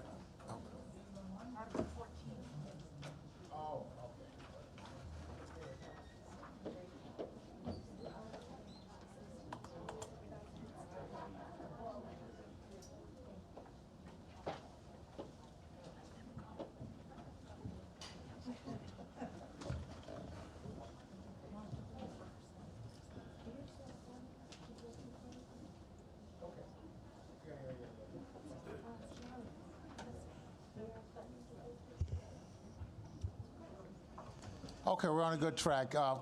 Welcome to the two chairpersons who are here, and my assumption is that your eyes connected somehow. Yeah, okay. I don't see a green light. And then I do want to, yeah, it's red, yeah. And I do want to say, though, okay. after your testimony, we do have Article 14 that we have to get. Oh, I know, we'll be quick, we'll be quick. Okay, great. So I'm on, yes? Yes, Okay. you're on. So I believe each one of you has this in your documents. This is the Horn Building at URI. Now, the Oceanography School is in my district, it's right in Narragansett. It has, as you heard tonight, great, great, great potential for the state of Rhode Island. This is what they're dealing with. Look at these labs. They look like they could be in in the back of an automobile dealership or something. They are not, this is not globally accepted to send, a high-ranking student to a school to entice them to come here. I mean, look through all 4 pictures. And they look worse than this in person, quite frankly. The colors came out pretty nice, but, and we talked about the blue. The dean and I were like, oh no, that blue is too shiny. But it's really horrendous. I urge you to, number one, I think you all need to come down and see it, because you will be shocked. I know the speaker and the leader went down last night, and they were appalled by the condition of these labs. And if we're going to be a world-renowned institution, which we are, and we can become, as they both said, I don't want to repeat what the president and Dean Bontempi said, but we could put this place on the map. We could be a leader in the world. So, we have to invest money, you have to spend money to make money, and this is a good place to do it. And you heard the numbers from them. You spend $50,000, you'll make $50 million, you'll make $175 million, or however it goes, but you'll increase by investing. But I do want to add one other thing to the discussion. I think, Grace, you were asking about it. They do have inner-city activities down there. The GSO is partnered with the Central Falls School System in 2021 to build, launch, and track a mini boat that is currently traversing the North Atlantic. The elementary and high school students involved in this pilot project are developing science, engineering, and marine trade skills. And a second mini boat is projected to be launched in March of 2022. And they're going to expand it to the K-12 student programming.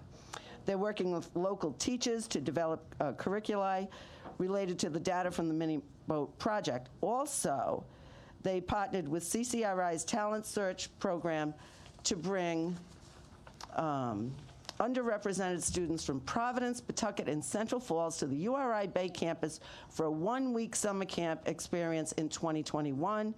The students gained hand-on ocean science and engineering experience by interacting with marine experts, and there are plans to continue this partnership in summer 2022. Excellent program. So that was for you, Grace. So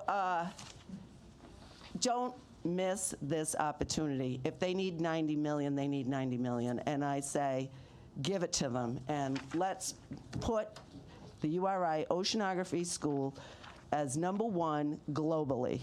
Thank you. If you say so, we'll think about it. Well, I'll vote for it. I'll vote for it, Chairman. I know. Chair Fogarty, please. Thank you, Chairman. So I represent the university, the main campus, and the voters have voted in the past 10 years and more to invest money into the University of Rhode Island, and it's paying off. We see it in our chemistry buildings, our engineering buildings, and it's paying off. And what we can do at the Bay campus by putting this money out to bond, $50 million, $90 million, I'll go for the $90 million. I think the voters here in Rhode Island, after they hear what we've just heard tonight, would support $90 million. It will pay off in dividends. And what we have going on in the ocean engineering program and the engineering program at URI, I see it being used in Rhode Island's economy. I work at Raytheon. Like you said before, many of the engineers who work at Raytheon have their degrees from URI. The more we can do for ocean engineering and getting our students involved in ocean engineering, that's where the future is. That's what's going on in sea power commands. across, I can see it. We see what they're spending in money at EB across the way, building submarines. All that takes good engineering. We put stuff on board those submarines to make them smarter and better. We need those engineers. So they all come from URI, whether it's from the Bay campus, they're doing some of the testing, or from the main campus. It's affecting Newark, EB, Raytheon. We're getting good jobs out of it, and it pays dividends to the people here in Rhode Island. And those people have to live here, they have to buy groceries here, they have to go to restaurants here. Investing this money is a good thing for the state of Rhode Island. So come down, visit, come to the main campus, see where the money has been spent in the past and how great the university looks now and what we can do. Go look at these horrendous labs down at the Bay campus. Again, sitting on the water, they're rusting away down there. Even, like you were saying, the overtop hoods, that do the experiments where you don't want to breathe in anything, they're not even functioning well. No. How can you go for an RFP from a major, from NOAA or from, even the Navy, or if you have that type of facility, you can't. And it does give lead time. It does have that build-in, because you put these RFP times, they plan in that you have to get things in line to be concluded and projects to be built. So let's get it going. It's kind of, I can kind of answer all your questions. I sit there and think about it as I sit out there. So support the $90 million, please. Thank you. And thank you very much. Any questions for the chairwoman? No? Thank you very much for your testimony. Thank you. Next, we can have Director Daniels come back up. Bring your crew.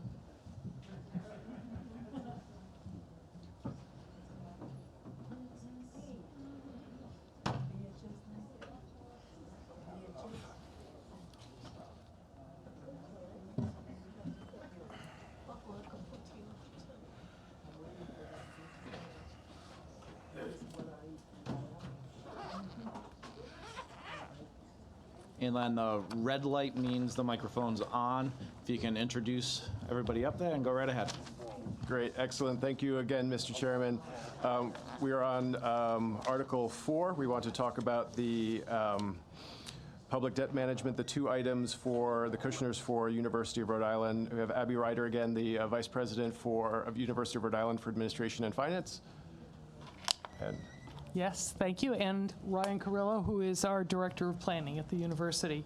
I'm just going to speak very briefly and turn it over to Ryan. There was a question earlier about what do we use the revenue bonds for, which is what the Kushners are authorizing. And in many cases, these are smaller amounts that don't lend themselves to geo bond financing for things that are I'll call them very sort of utilitarian. They're things that we need to do that we don't want to fund all at once. And so for cash flow management, we issue the revenue bonds and pay for them over a period of time. So generally, they tend to be infrastructure. Ryan, do you want to go through the Kushners?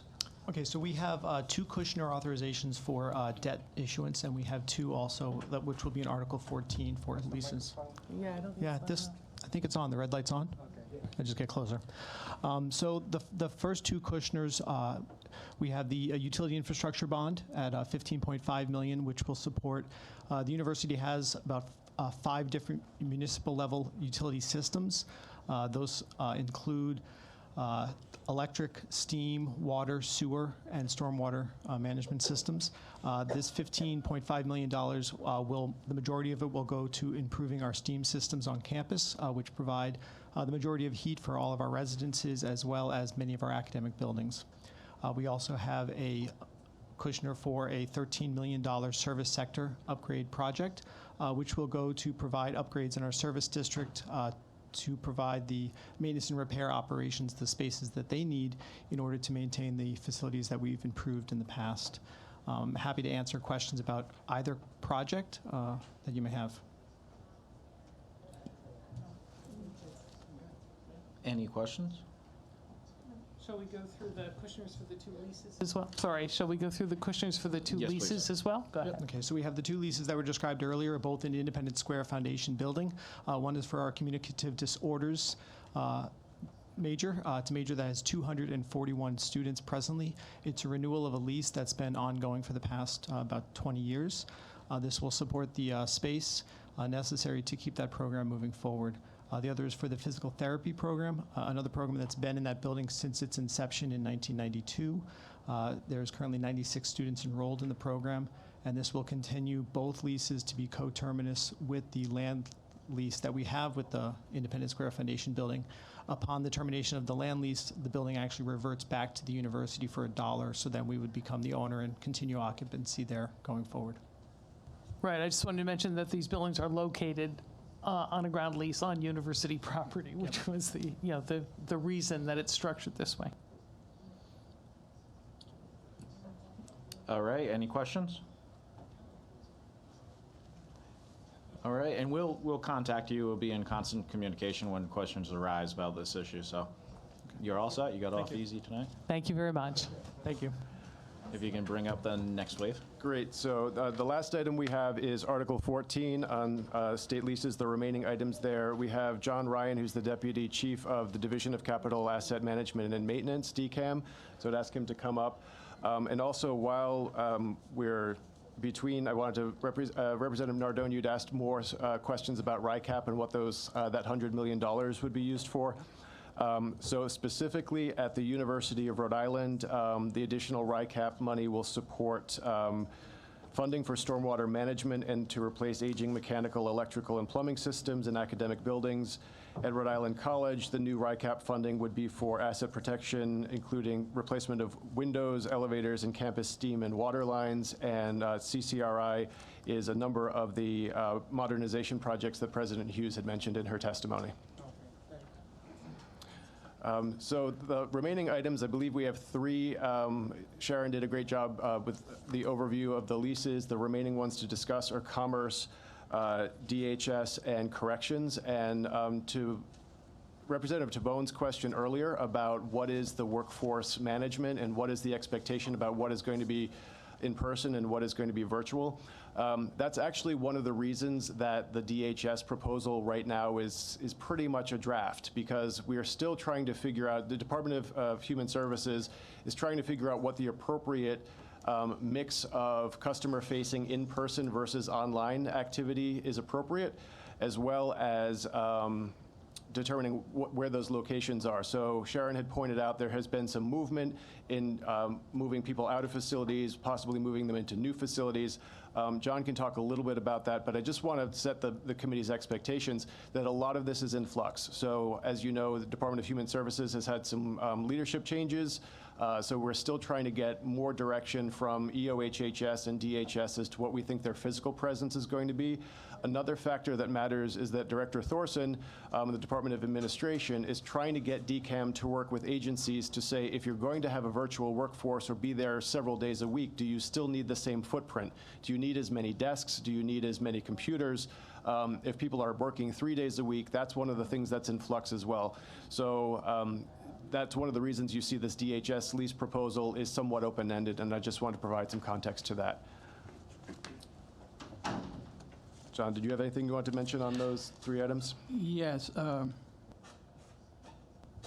Yes, I just wanted to expand on what Brian said, and just going back to one of Sharon's slides, I think it alluded to an address of 180 Westminster Street. I think we collapsed and terminated a lease at 206 Elmwood Avenue, so I think that might be the proper address for that slide. That was a lease that contained 75,000 square feet that we terminated, which is in line with the space consolidation that's been ongoing for the past 15 years.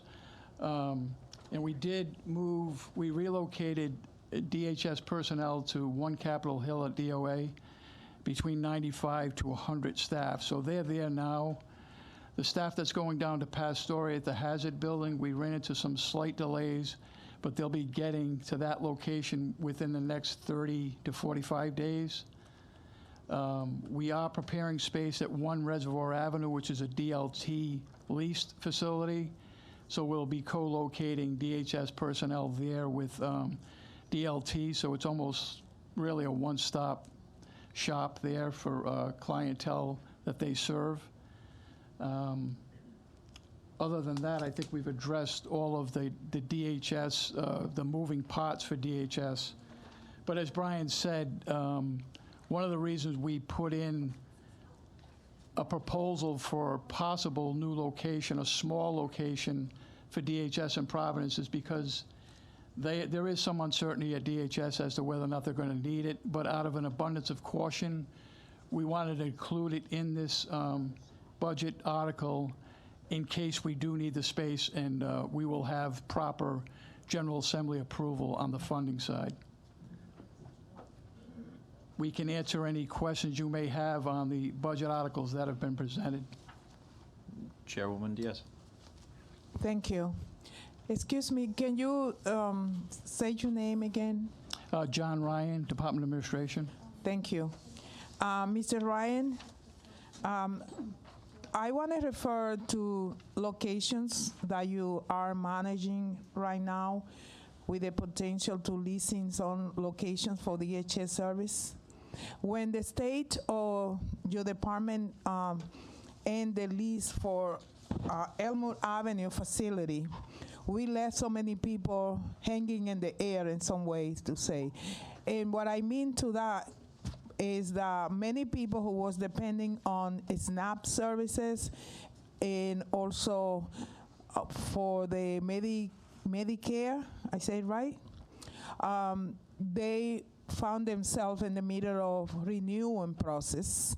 And because it was not a location where the public can go and complete the renewal process or drop the documentation, has been very, very difficult for low income people who depend on fixed income or just depending on the DHS support. So when your department, your facility closed Elmwood Avenue, there was no plan to serving the amount of people that were attending or going to Elmwood Avenue. I live very close to this area, and I witnessed how people was getting there. There was no any provision, any sign telling people where to go. And then the state decided to split the offices because it was too many staff. One part went to 4014 and one Capitol Hill. It's still, there was no facility where that amount of people were able to go and drop applications and follow process. It's still cloudy, it's still very difficult. I had so many phone calls during the week, and we are dealing with facility lease for more than 1 year now, because last 21-22 fiscal year, we were talking about this. And we are still in the same spot, talking the same thing. And I want a real plan to resolve this issue, because a lot of people are suffering.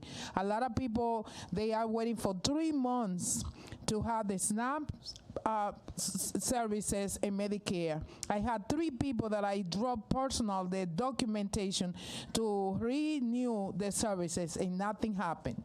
It's very difficult. And I don't see, as you mentioned before, that the proposal for renting building is open-end. You don't have any answer, but I want to see real answer, because Rhode Islanders are suffering, and that is not fair for so many people. And I'm talking on behalf of those people. And I want to hear from Brian and you, why you're planning to end this process, because it's too long and too difficult. So thank you. Thank you for that question, Representative. I'm hesitant to address the internal operations of DHS because I'm not part of DHS. They manage their programs and their personnel. But I will tell you what they did find during the pandemic is that they were able to service the clientele and get benefits out to the clientele, because none of their regional offices were open during the entire pandemic, which, is a testament to the information technology group that did a wonderful job. So that DHS could continue servicing their clientele. I do recognize what was happening at 206 Elmwood Avenue was there was a drop box there, and people were constantly going by and dropping off their documents. What I do know in my discussions with DHS is they are going to provide additional drop boxes, one at 1 Reservoir Avenue in addition to face-to-face contact with clientele, but they're also partnering with different groups in the community. I think Providence Public Library is going to provide drop boxes, so they're going to increase the number of drop boxes in the community from what they had was 1 at Elmwood Avenue. I think it's going to increase to 10 throughout the city of Providence. So that's going to alleviate some of the issues with particularly SNAP applications. But I don't want to delve too deeply into their operations because I don't manage their programs, but I do know they're making a sincere effort to address those issues. Mr. Chairman, thank you so much for your answering. My recommendation is to Brian and to the governor of the state of Rhode Island that we need to do more than that because people, when they looking for getting access to forms to apply for child care, subsidized child care or for a SNAP, they don't have opportunity to download those information through a computer because they may not have the access to it. So they need a facility similar to the Elmwood Avenue where they were able to speak with somebody in case they have questions, fill out forms and drop the documentation in case they need back and forth and speak with people. They were able to do that. Low-income people don't have any opportunity to do that. So I highly recommend to make more accessible for those individuals, for that population, because otherwise we're still keeping people suffering, and it's not fair during this health crisis. So thank you for your question, and I know it's not related to you, but I want it specifically to Brian and Governor McKee. Yeah. So thank you. I appreciate that, Chairwoman Diaz, because I think you're raising the point of customer service, and I think that's really what we need to remember. The reason DCAM exists is not just facilities. You know, the facilities are supposed to advance an agency's mission. They're supposed to be providing a location that meets the needs of both the employees and also their customers. So while there have been some advances in the ability to move some forms online and use drop boxes, you're absolutely right. There are some people that it's not an appropriate response for. They need a little bit more assistance. They need some face-to-face. And that is one thing that I believe DHS is going to be working on. As I mentioned, as you know, there has been some leadership transition, but this is something that we will bring back to them and make sure that they focus on. Oh, you're quite welcome. Okay, Rep. DeBone. Thanks, Chairman. Gentlemen, I asked a question earlier just regarding as we look to extend and redo leasing, have we exhausted, have we looked, had a deep look as to the trends, and are we going to be having the same amount of bodies that we once had in these buildings? Are we? I know that there's movement and consolidations, but can you tell us just a little more about that? Because back in 2018, I mentioned this, the remote workforce. Prior to COVID, we saw COVID, what it forced us to do. And we also saw that people could do their job not inside the professional atmosphere, but in their pajamas. How are we looking at that, the future of this workforce? That's a great question. I can start and then probably hand it to John as well. So Director Thorson, the Director of Administration, speaks about this a great deal because it's, in his portfolio, he has human resources, he has the people, he has facilities, his DCAM, he has the actual facilities, and he has IT. And all of these things are important to delivering services. And you're right that the nature of remote work and the pandemic have actually changed the way that we operate, and we are looking to see if there are ways of delivering services differently.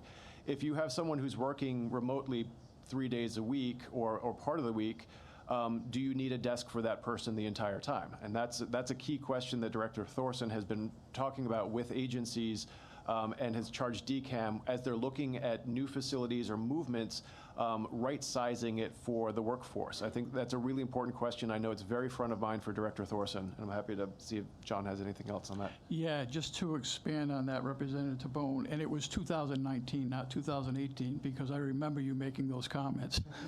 And I think we're all reading off the same page here, what we want to do to have more efficient workspace and to save taxpayer money. So as Brian said, I've as recently as yesterday had a discussion with Director Thorson.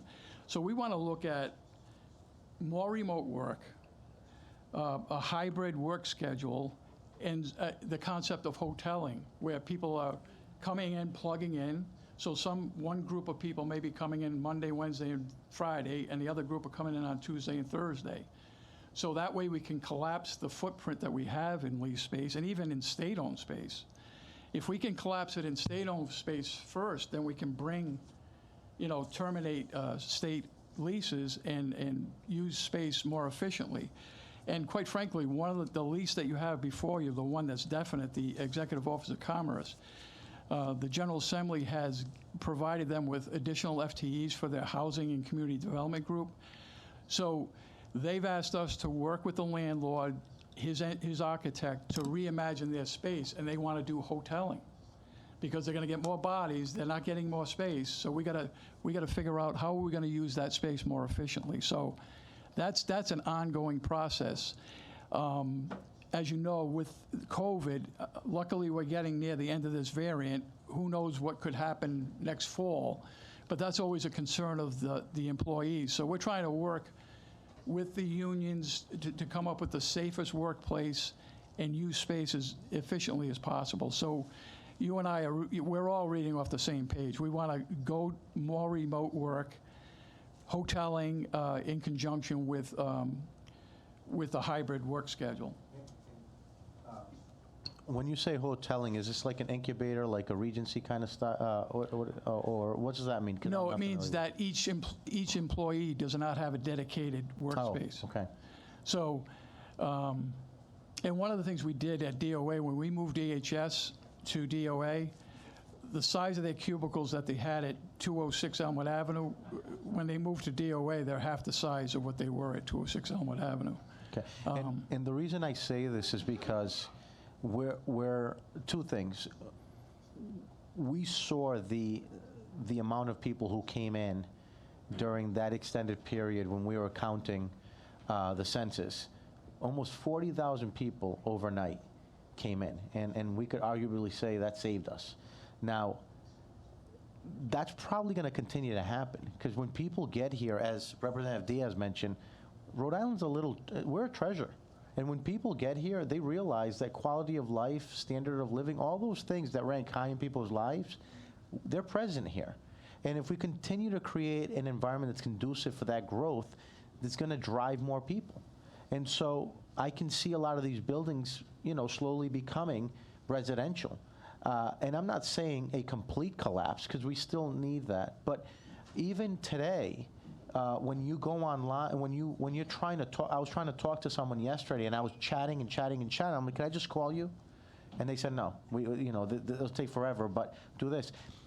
I'm not saying we miss out on that customer service, but we've also seen that this generation is less reliant on seeing in person. And so we can only imagine that that's going to continue as well, the generations to come. So we need to, I'm always cautious of 5 and 10-year leases, because the future of the workforce in the next 5 years, the displacement of technology is just so rapid. And we can only imagine that. And from those words of 2019, I mean, look at what's happened. 2018 was my infamous come for $10,000. But the bottom line is that we also have access to an increased talent pool if we have more of that remote, when they're going to be more behind the scenes individuals. So that's really what I'm aiming for.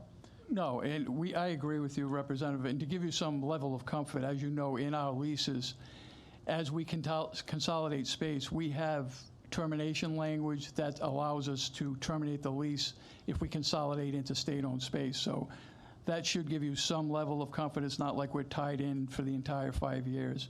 One of the issues that Sharon brought up earlier, and she's absolutely correct, if you look at the remaining portion of our lease portfolio, a lot of it is customer-facing regional offices, which is what the customers want and what the agency wants.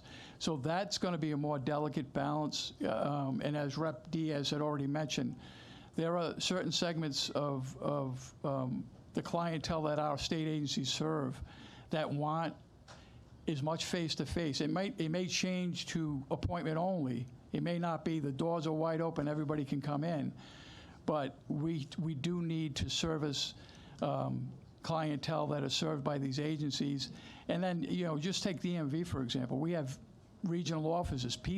Taxpayers are going to demand that we continue to have regional DMV offices. So we like I said, we're going to continue to work on the space consolidation and wiser use of state space through remote work. So we will keep the legislation, your committee, the Finance Committee, and the Senate Finance Committee up to date on those efforts.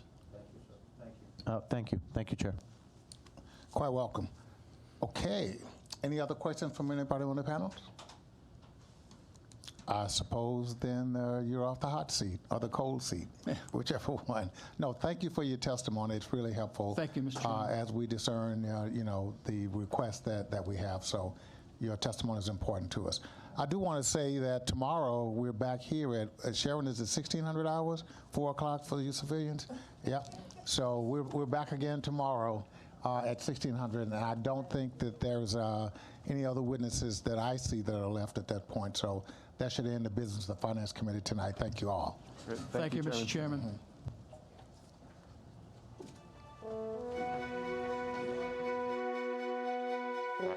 Mm-hmm.